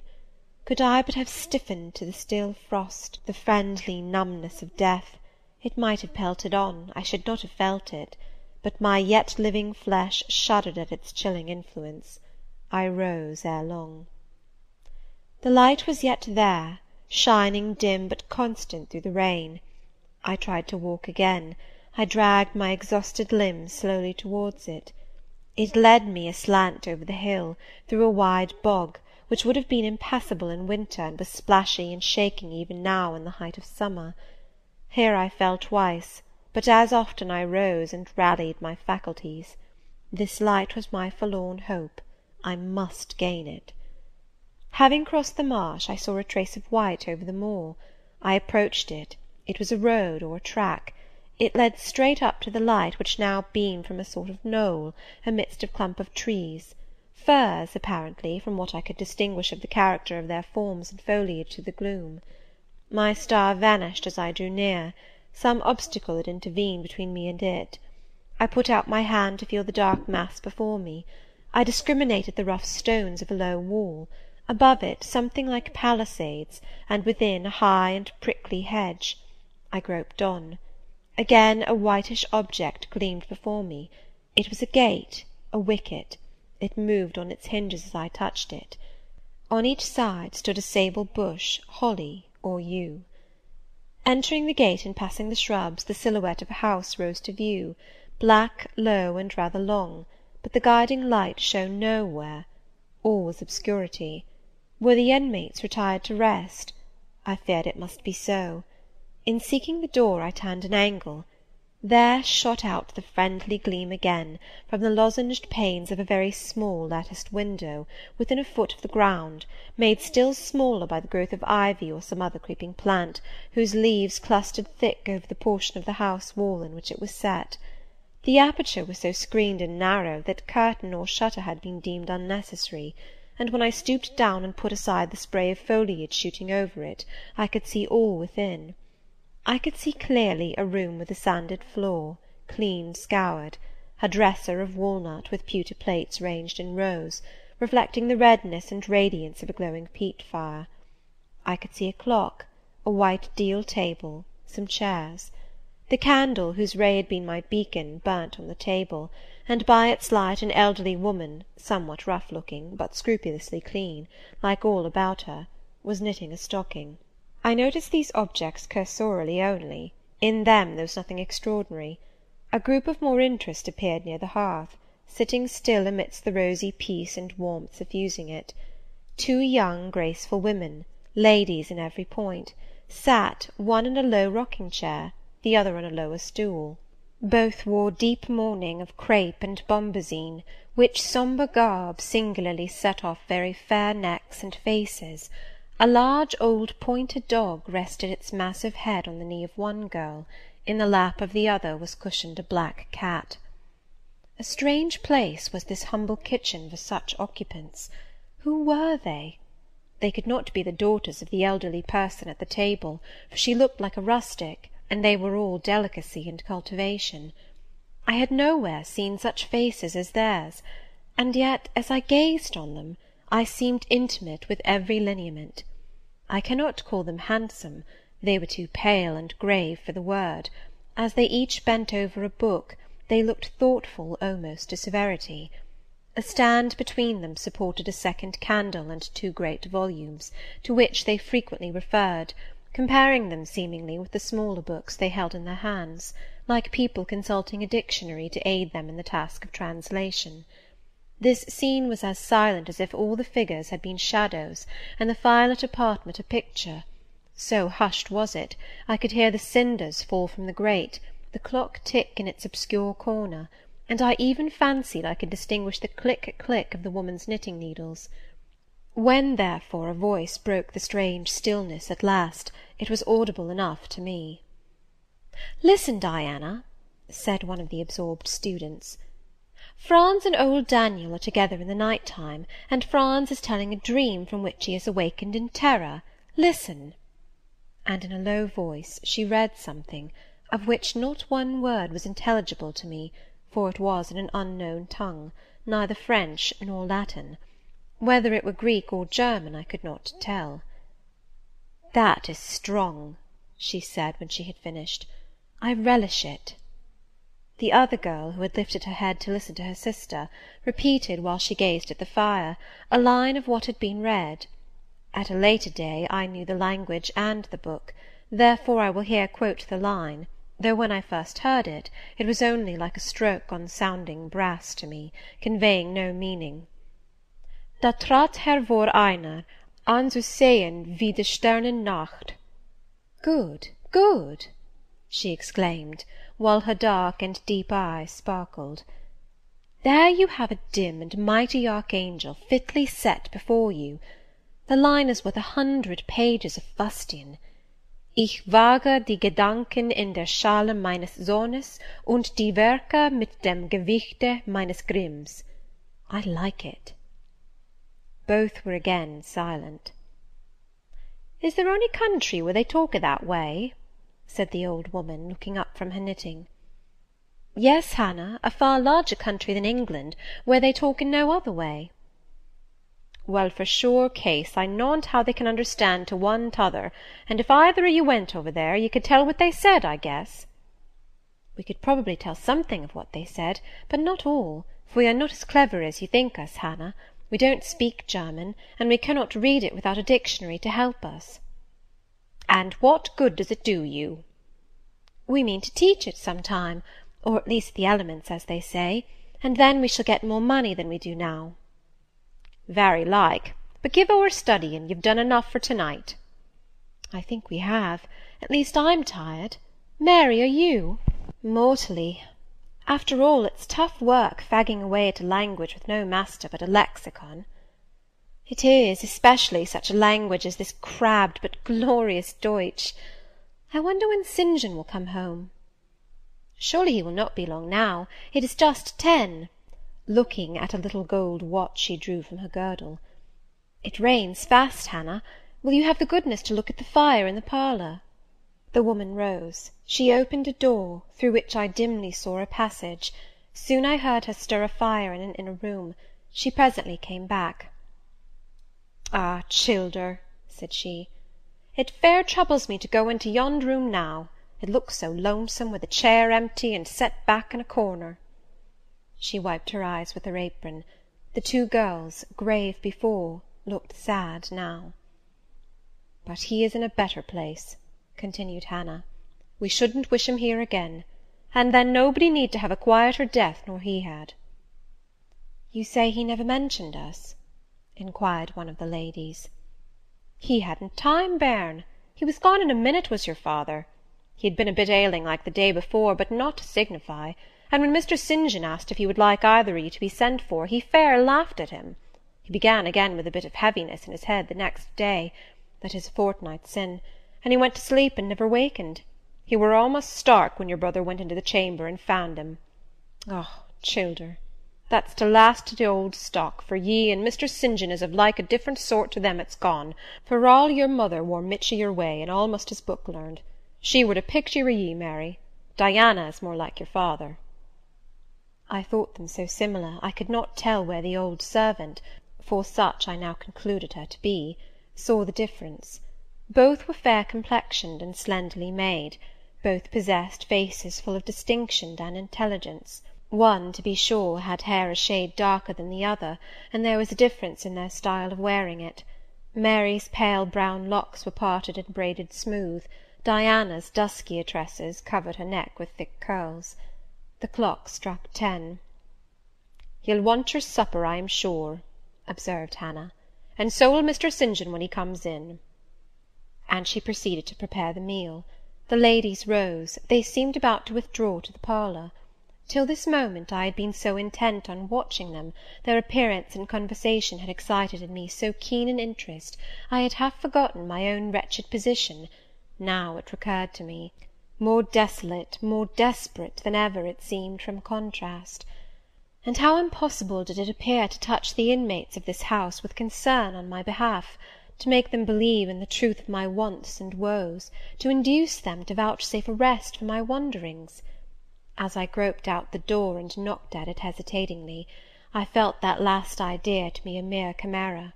Hannah opened. "What do you want?" she inquired, in a voice of surprise, as she surveyed me by the light of the candle she held. "May I speak to your mistresses?" I said. "You had better tell me what you have to say to them. Where do you come from?" "I am a stranger." "What is your business here at this hour?" "I want a night's shelter in an outhouse or anywhere, and a morsel of bread to eat." Distrust, the very feeling I dreaded, appeared in Hannah's face. "I'll give you a piece of bread," she said, after a pause. "But we can't take in a vagrant to lodge. It isn't likely." "Do let me speak to your mistresses." "No, not I. What can they do for you? You should not be roving about now. It looks very ill." "But where shall I go if you drive me away? What shall I do?" "Oh, I'll warrant you know where to go and what to do. Mind you don't do wrong, that's all. Here is a penny. Now go." "A penny cannot feed me, and I have no strength to go farther. Don't shut the door. Oh, don't, for God's sake!" "I must. The rain is driving in." "Tell the young ladies. Let me see them." "Indeed I will not. You are not what you ought to be, or you wouldn't make such a noise. Move off." "But I must die if I am turned away." "Not you. I'm feared you'd have some ill plans agate that brings you about folks' houses at this time o' night. If you've any followers, housebreakers, or such like, anywhere near, you may tell 'em we are not by ourselves in the house. We have a gentleman and dogs and guns." Here the honest but inflexible servant clapped the door to, and bolted it within. This was the climax. A pang of exquisite suffering, a throe of true despair, rent and heaved my heart. Worn out indeed I was. Not another step could I stir. I sank on the wet door-step. I groaned, I wrung my hands, I wept in utter anguish. Oh, this spectre of death! Oh, this last hour approaching in such horror! Alas, this isolation, this banishment from my kind! Not only the anchor of hope, but the footing of fortitude was gone, at least for a moment, but the last I soon endeavoured to regain. "I can but die," I said, "and I believe in God. Let me try to wait his will in silence." These words I not only thought, but uttered, and thrusting back all my misery into my heart, I made an effort to compel it to remain there, dumb and still. "All men must die," said a voice quite close at hand, "but all are not condemned to meet a lingering and premature doom such as yours would be if you perished here of want." "Who or what speaks?" I asked, terrified at the unexpected sound, and incapable now of deriving from any occurrence a hope of aid. A form was near. What form, the pitch-dark night and my enfeebled vision prevented me from distinguishing. With a loud long knock, the new-comer appealed to the door. "Is it you, Mr. St. John?" cried Hannah. "Yes, yes, open quickly. Well, how wet and cold you must be, such a wild night as it is. Come in, your sisters are quite uneasy about you, and I believe there are bad folks about. There has been a beggar-woman. I declare she is not gone yet. Lay down there. Get up, for shame. Move off, I say." "Hush, Hannah. I have a word to say to the woman. You have done your duty in excluding. Now let me do mine in admitting her. I was near and listened to both you and her. I think this is a peculiar case. I must at least examine into it. Young woman, rise, and pass before me into the house." With difficulty I obeyed him. Presently I stood within that clean bright kitchen, on the very hearth, trembling, sickening, conscious of an aspect in the last degree ghastly, wild, and weather-beaten. The two ladies, their brother, Mr. St. John, the old servant, were all gazing at me. "St. John, who is it?" I heard one ask. "I cannot tell. I found her at the door," was the reply. "She does look white," said Hannah. "As white as clay or death," was responded. "She will fall. Let her sit." And indeed my head swam. I dropped, but a chair received me. I still possessed my senses, though just now I could not speak. "Perhaps a little water would restore her. Hannah, fetch some. But she is worn to nothing. How very thin, and how very bloodless!" "A mere spectre." "Is she ill, or only famished?" "Famished, I think. Hannah, is that milk? Give it me and a piece of bread." Diana, I knew her by the long curls which I saw drooping between me and the fire as she bent over me, broke some bread, dipped it in milk, and put it to my lips. Her face was near mine. I saw there was pity in it, and I felt sympathy in her hurried breathing. In her simple words, too, the same balm-like emotion spoke. "Try to eat." "Yes, try," repeated Mary gently, and Mary's hand removed my sodden bonnet and lifted my head. I tasted what they offered me, feebly at first, eagerly soon. "Not too much at first. Restrain her," said the brother. "She has had enough." And he withdrew the cup of milk and the plate of bread. "A little more, St. John. Look at the avidity in her eyes." "No more at present, sister. Try if she can speak now. Ask her her name." I felt I could speak, and I answered, "My name is Jane Elliot." Anxious as ever to avoid discovery, I had before resolved to assume an alias. "And where do you live? Where are your friends?" I was silent. "Can we send for any one you know?" I shook my head. "What account can you give of yourself?" Somehow, now that I had once crossed the threshold of this house, and once was brought face to face with its owners, I felt no longer outcast, vagrant, and disowned by the wide world. I dared to put off the mendicant, to resume my natural manner and character. I began once more to know myself, and when Mr. St. John demanded an account, which at present I was far too weak to render, I said, after a brief pause, "Sir, I can give you no details to-night." "But what, then," said he, "do you expect me to do for you?"